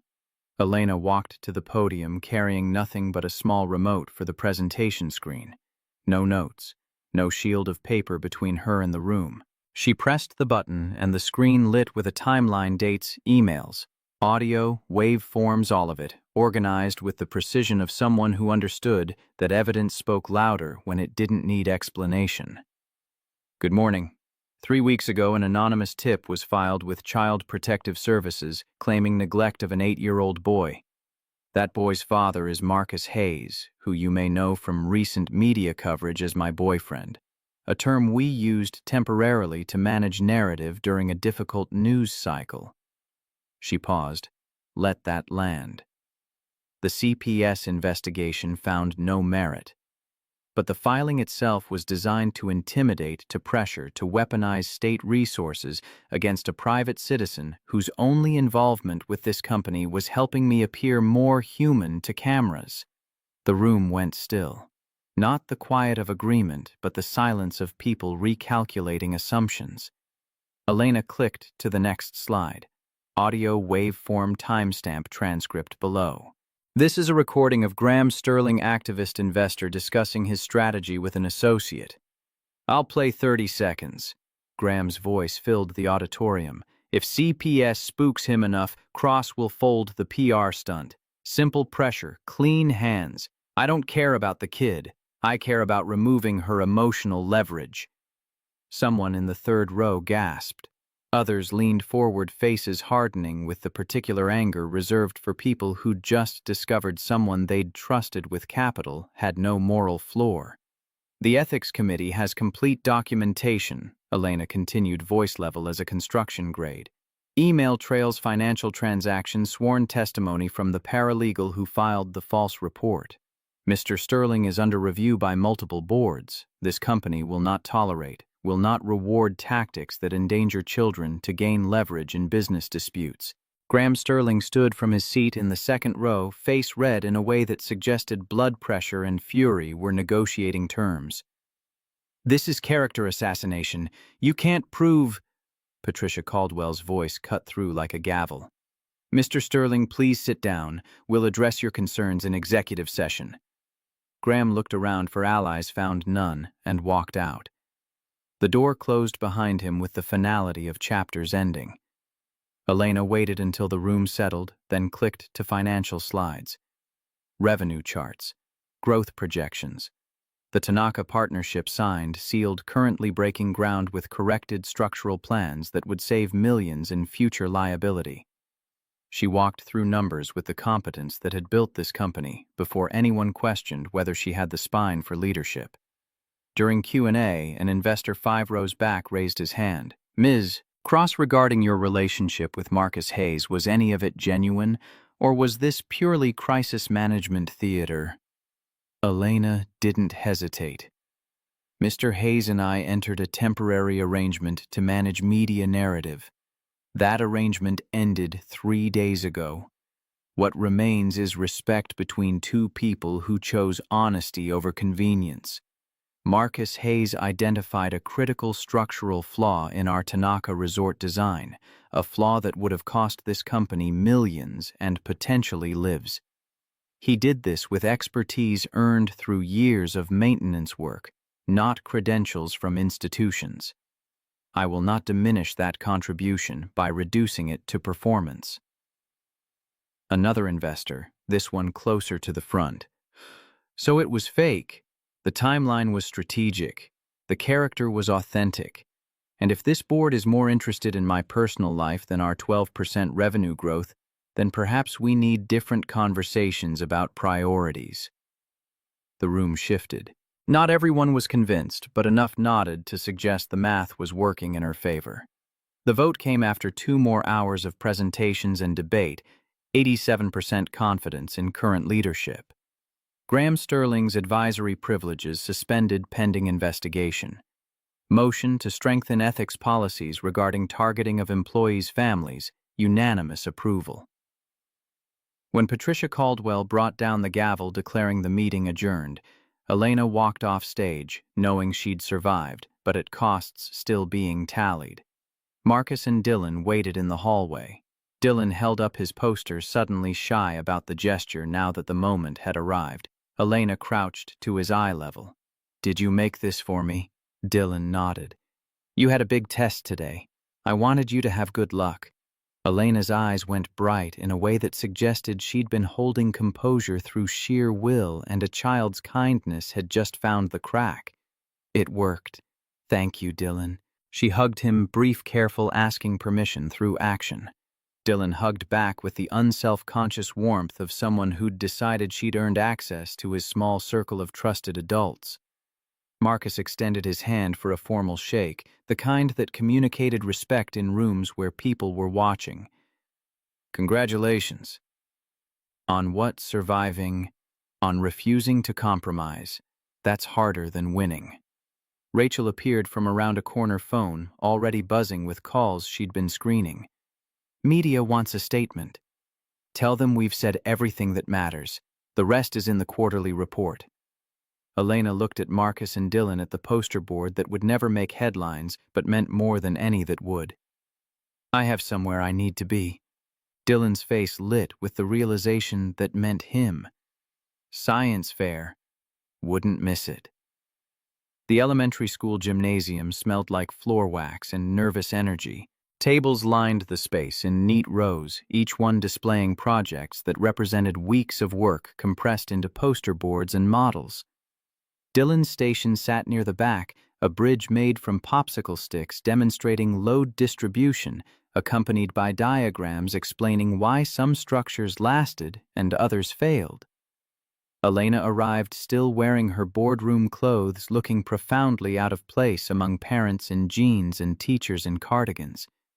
But she walked straight to Dylan's table like it was the only destination that mattered. Dylan straightened, suddenly aware that his robot bridge might not measure up to whatever she was expecting. "It's about how buildings stand strong. My dad taught me that strength isn't about being hard, it's about distributing weight so nothing breaks." Elena studied the bridge with the same attention she'd given financial projections 3 hours ago. Asked questions about load calculations and stress points and why he'd chosen this particular design. Dylan answered with growing confidence, realizing she wasn't just being polite, she genuinely cared about the engineering. The judges came by 3 teachers wearing lanyards and carrying clipboards. They asked Dylan to explain his hypothesis. Walk them through his testing methodology, demonstrate what happened when weight exceeded capacity. He did with the clear enthusiasm of someone who'd found the overlap between what he loved and what he was good at. When they moved on, leaving behind a blue ribbon they'd stuck to his poster board, Dylan turned to Elena with wonder breaking across his face. "I won." "You earned it." She paused, then added what felt true. Your dad was right. You're remarkable. Marcus arrived 10 minutes later, having closed Harbor Cafe early to make the last half hour of judging. He saw Elena first, saw the way she was listening to Dylan explain his project to a kid from another class, saw the ease in her posture that suggested she'd stopped performing and started just being present. He walked over, ruffled Dylan's hair in the way that made the kid squirm, but smile. Blue ribbon. That's my boy. Elena helped. She asked questions that made me think of better ways to explain the physics. That's because she's good at making complicated things make sense. Marcus met Elena's eyes over Dylan's head, the look carrying gratitude and something else that didn't have names yet but was building foundation. They stayed until the gym emptied, helping Dylan carefully pack his bridge into a box that would transport it home without breaking the careful structure. In the parking lot, Elena's car waited beside Marcus's truck, expensive sedan next to work vehicle, a visual reminder of all the gaps that should have made this impossible. Pizza, Dylan asked with the hopeful tone of someone who knew Friday nights had rules, but sometimes rules bent. Marcus looked to Elena, offering her an exit if she needed one. We usually do pizza Fridays. You're welcome to join, but I'd like that. They took separate vehicles to Antonio's, a family place with checkered tablecloths and a jukebox that still played Sinatra if you fed it quarters. Dylan picked the booth by the window, slid in beside Elena like it was the most natural arrangement in the world, started telling her about his plans for next year's science fair, with the enthusiasm of someone who'd discovered that adults could be interested in kid problems without condescension. Elena listened. Really listened. Asked follow-up questions about whether he'd considered testing different materials, whether load distribution principles applied to other structures, whether maybe they could visit a construction site sometime to see engineering in real scale. Marcus watched them over his pizza slice and felt something settle that had been loose since Jennifer left, the fear that Dylan would grow up missing half his foundation. Elena wasn't trying to be Dylan's mother. She was just showing up, being present, treating his kid like he mattered beyond being leverage or optics. That was worth more than contracts or salary bumps or any of the transactional benefits this arrangement had started with. After dinner in the parking lot, Dylan hugged Elena goodnight like it was routine. She hugged back, promised to let him know if she found any good construction sites worth visiting. Then she turned to Marcus with an expression that suggested she had things to say, but wasn't sure if a grocery store parking lot was the venue. Walk me to my car. Dylan climbed into the truck, already pulling out his tablet for the drive home. Marcus followed Elena across pavement still warm from afternoon sun, neither of them quite ready to name what the evening had shifted into. Thank you for coming, Marcus said. To the science fair, to dinner. You didn't have to. I wanted to. That's different than obligation. She paused beside her car keys in hand, but not opening the door yet. The contract expired 3 days ago. I know. So what happens now? Marcus took a breath, let it out steady. We stop pretending to figure out what's real. Elena's smile carried relief and nerves in equal measure. That sounds terrifying. Most things worth doing are. They didn't kiss, didn't make promises about next steps or define what they were becoming. Just agreed to dinner next week.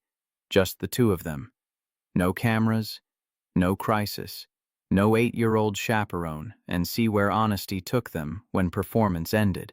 Marcus drove Dylan home through streets lit by stores closing and restaurants opening, the city shifting between versions of itself. Dylan fell asleep in the passenger seat, ribbon still clutched in one hand, a kid who'd won something and knew it. 2 weeks after the shareholder meeting, Elena stood in what would become the quiet room, a space on Crosstech's 15th floor that had previously stored outdated server equipment and optimism about technologies that never scaled. Now it was being transformed into something more useful. Rest space for night shift workers. Marcus stood beside architectural plans spread across a folding table, making notes about electrical outlet placement and where to put comfortable chairs that wouldn't look institutional. This wasn't his job. He'd been promoted to facility operations supervisor 3 days ago, with salary that meant Dylan's college fund could start being more than theoretical. But designing this space felt personal. Coffee station here, he pointed to a corner with good ventilation. Bookshelves along this wall, lockers over there for personal belongings. No cameras, no monitoring, just space to be human for 30 minutes. Elena nodded, trusting his instincts about what night shift workers needed, because he'd been one for 4 years and understood that rest wasn't about luxury, it was about dignity. When can we open it? 2 weeks if contractors stay on schedule, 3 if the universe decides to be difficult. Let's plan for 3 and hope for 2. The sign would go up later, simple text, no corporate branding, the quiet room, designed by Marcus Hayes, facility operations supervisor. Not boyfriend, not temporary arrangement, just his name attached to work that mattered. Elena touched the plans lightly, fingers tracing the space that would become refuge. You know you're changing this company's culture without even trying. I'm just solving problems I wish someone had solved for me. That's what leadership looks like. A month later, the Hayes Cross Scholarship Fund launched at a press conference neither Marcus nor Elena wanted, but Rachel insisted would control the narrative. $500,000 annually for children of maintenance workers, service staff, sanitation crews, the people who kept buildings running while other people took credit for buildings that ran.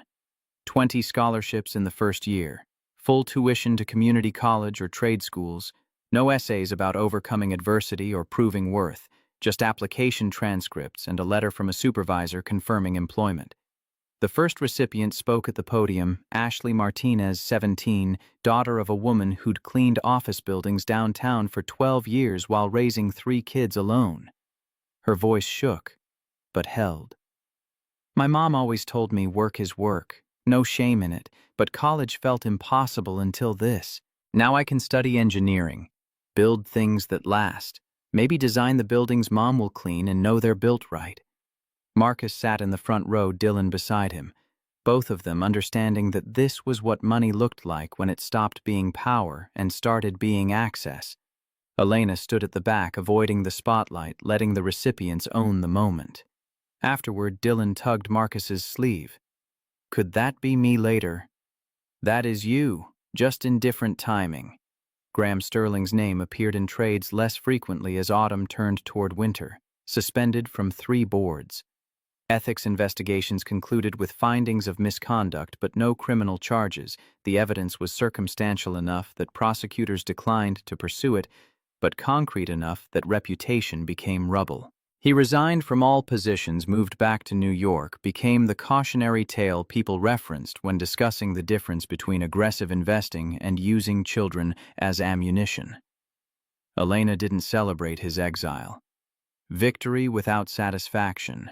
Justice without joy. Just the quiet relief that came from boundaries being enforced, consequences being delivered, systems working the way they were supposed to if you pushed hard enough. He'll rebuild, Rachel predicted over coffee in Elena's office. Men like that always do. Not here. Not with companies that value basic humanity over quarterly gains. You're optimistic. I'm stubborn. There's a difference. Marcus's custody situation resolved anticlimactically. With stable employment, legal representation, and CPS closure, Jennifer's lawyer withdrew the petition without fanfare or explanation. Judge Kemp looked over. The Phil looked at Marcus and made the ruling. Everyone knew was coming. Full custody, maintained, no modifications required. Marcus Hayes had demonstrated exemplary parenting under circumstances that would have broken lesser fathers. Walking out of the courthouse, Dylan between them. Elena's hand brushed Marcus's. Not holding, not yet. Not in front of the kid, but touching in a way that said she'd been prepared to testify if needed, to stand beside him through whatever came. You never needed me, she said quietly. Needed's complicated, but I'm glad you were there. That evening, standing in Marcus's kitchen, while Dylan showed Elena how to make hot chocolate the way they always made it, 2 scoops powder, 1 pump vanilla stir, counterclockwise because Dylan believed it made a difference, Marcus realized they'd crossed some invisible threshold between temporary and permanent without announcing it. She had a drawer now. T-shirt for sleeping over when it got late and driving home seemed silly. Toothbrush beside us in the bathroom. Space in the fridge for her preferred yogurt brand that Dylan now requested too. Small things. Domestic things. The kind of incremental claiming that happened when people stopped asking if they belonged and just started belonging. 2 months after the shareholder meeting, Marcus asked Elena to dinner. Not pizza with Dylan or coffee between obligations, but actual date with reservation and planning. And the understanding that they were testing whether attraction survived when crisis stopped providing structure. He picked a rooftop place overlooking Portland where the city lights turned the river into liquid gold and the October air carried enough chill to justify sitting close for warmth. Brought sandwiches he'd made himself, better ingredients than restaurant markup careful construction that suggested he'd thought about what she'd like. Elena wore jeans and a sweater the first time he'd seen her, in true casual hair loose and no makeup beyond what vanity required. She looked younger, less like a headline, more like someone who'd decided being photographed mattered less than being comfortable. They talked about everything, her building the company from a dorm room, learning that success made people assume you'd cheated rather than worked. His raising Dylan alone, the particular fear that came from being the only adult responsible for another human's whole world. How loneliness looked different depending on whether you had too much space or too little.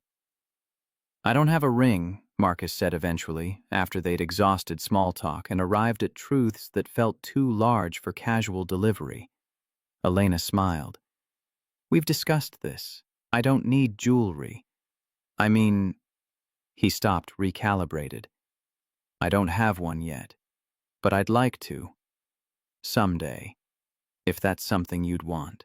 Her eyes went bright in the way that suggested she'd been hoping he'd say something like this, but hadn't wanted to assume. "Are you asking about my intentions?" "I'm a maintenance guy. I plan ahead. Like to know if the foundation's solid before I start building." "Then yes, someday. When we're both ready and Dylan's comfortable and it feels like the next logical step rather than the romantic gesture people expect."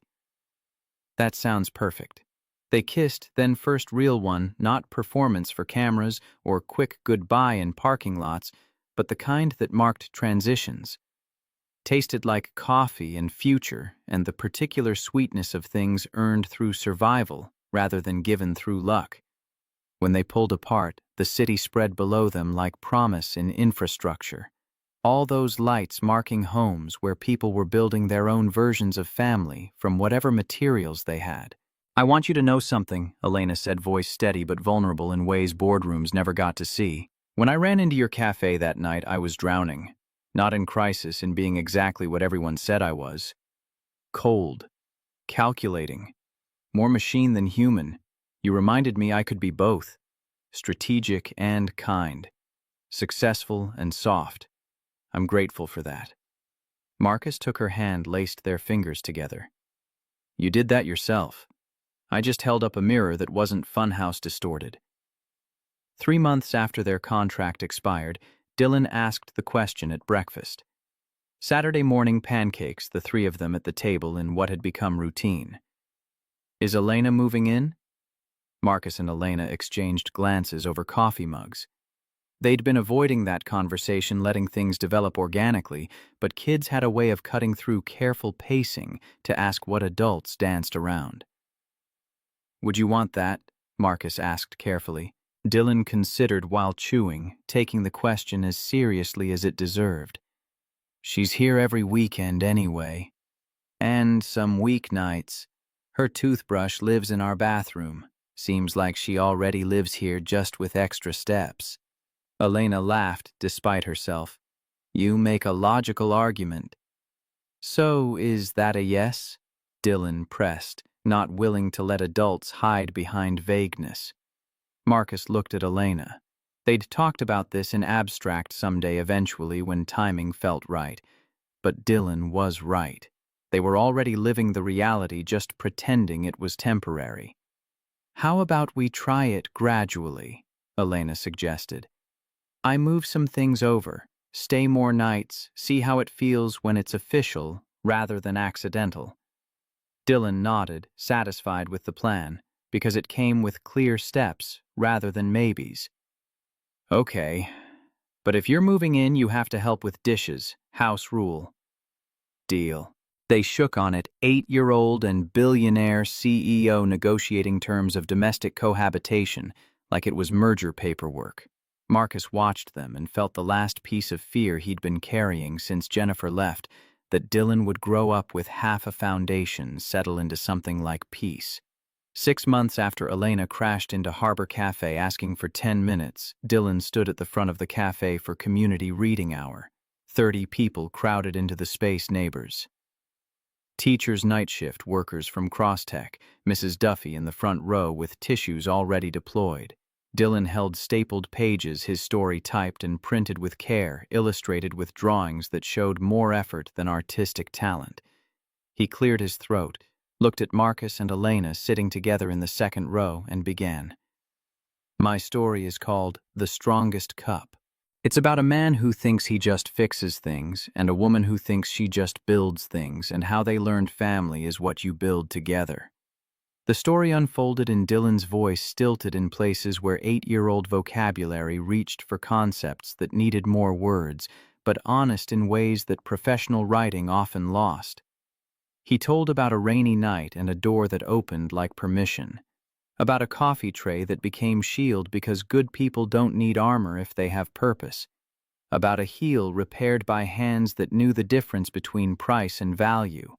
He told about a boy whose math got better when noise got softer. About adults who decided truth doesn't need fireworks, only light. About how the strongest things aren't the ones that never break, they're the ones you hold together. When Dylan reached the last paragraph, his voice steadied into something that sounded older than his years. The strongest cup isn't the one that doesn't spill.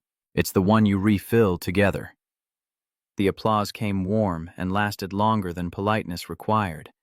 Mrs. Duffy cried openly, tissues earning their keep. Marcus felt his chest tighten with the particular pride that comes from watching your child understand something true about the world and choose to share it. Elena wiped her eyes discreetly, caught between wanting to preserve composure and accepting that 8-year-olds who wrote stories about their family earned the right to make grown-ups cry. Dylan hopped off his stool, ran to Marcus, and Elena hugged them both simultaneously in a way that required awkward angles but communicated everything that mattered. Did I do good? You were brave, Marcus managed past the tightness in his throat. And honest, Elena added, voice not quite steady. That's harder than being perfect. After the reading, they walked home through evening streets where October was negotiating terms with November leaves, discussing when to let go of branches. Dylan walked between them, holding both their hands, swinging his arms in rhythm that made walking harder, but felt necessary. Can we make hot cocoa? The eternal question, the one that meant home. Always. At the apartment, bigger now, 2-bedroom upgraded to 3 when Elena's moving in became official rather than theoretical, they fell into the choreography of evening. Dylan to the shower, Marcus to the kitchen, Elena to the homework check, making sure math was done and spelling was practiced and science projects were on schedule. Later, after Dylan fell asleep, still riding the high of applause and validation, Marcus and Elena stood at the kitchen window watching the city organize itself for night. Lights coming on in windows, marking homes where other families were doing their own versions of this, the small rituals that turned houses into belonging. Remember when you asked me for 10 minutes? Marcus said, arm around her waist, her head resting on his shoulder. Best decision I made all year. You were running from cameras. I was running towards something better, just didn't know it yet. Silence settled comfortable between them, the kind that came from people who'd learned to be quiet together, without it feeling like absence. Then Elena spoke again, voice soft. Dylan asked me yesterday what I should be called. Not Ms. Cross, not Elena. Something that means family, without pretending to replace anyone. Marcus's breath caught. What did you say? That we'd figure it out together. That names matter less than showing up. That he could call me Elena until he was ready to call me something else. And what did he say? That he'd think about it. That right now Elena felt right, but maybe later it would be different. She paused. He's a smart kid. He learned from the best. They stood there as the city lights blurred into watercolor beyond their window. Two people who'd started with a contract and built something that couldn't be written into clauses or measured in weeks. Something that required faith rather than documentation. Trust instead of guarantees. In the morning, Elena would go to Crosstech and make decisions that moved money and changed trajectories. Marcus would oversee facility operations and solve problems people didn't know they had. Dylan would go to school and be 8 years old in all the complicated ways that meant. But right now in this kitchen that smelled like cocoa and quiet victory, they were just 3 people who'd figured out that family wasn't about blood or paperwork or any of the official designations society used to determine who belonged to whom. Family was showing up, was standing in front of cameras to protect someone who wasn't yours yet, was teaching a kid that strength meant distributing weight, not carrying it alone, was choosing honesty over convenience even when convenience would be so much easier. Family was 10 minutes stretched into forever, one intentional day at a time. Marcus turned from the window, Elena's hand still in his, and felt the weight of everything that had led here, the rain. The cafe, the broken heel, the custody threats, the loading dock confrontation settle into foundation. Not perfect, not without cost, but solid, weight-bearing, built to last. I love you, he said, because sometimes simple truth was the only adequate response to complicated grace. Elena smiled, the expression carrying warmth that had nothing to do with kitchen lights. I love you too. Both of you. In his room, Dylan slept with his blue ribbon pinned to the bulletin board beside his bed. A kid who'd won something and knew exactly what made victory matter.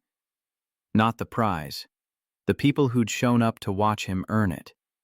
The city beyond their window kept moving lights marking other stories in progress. Other families building their own versions of strong from whatever materials they'd been given. Portland, in autumn.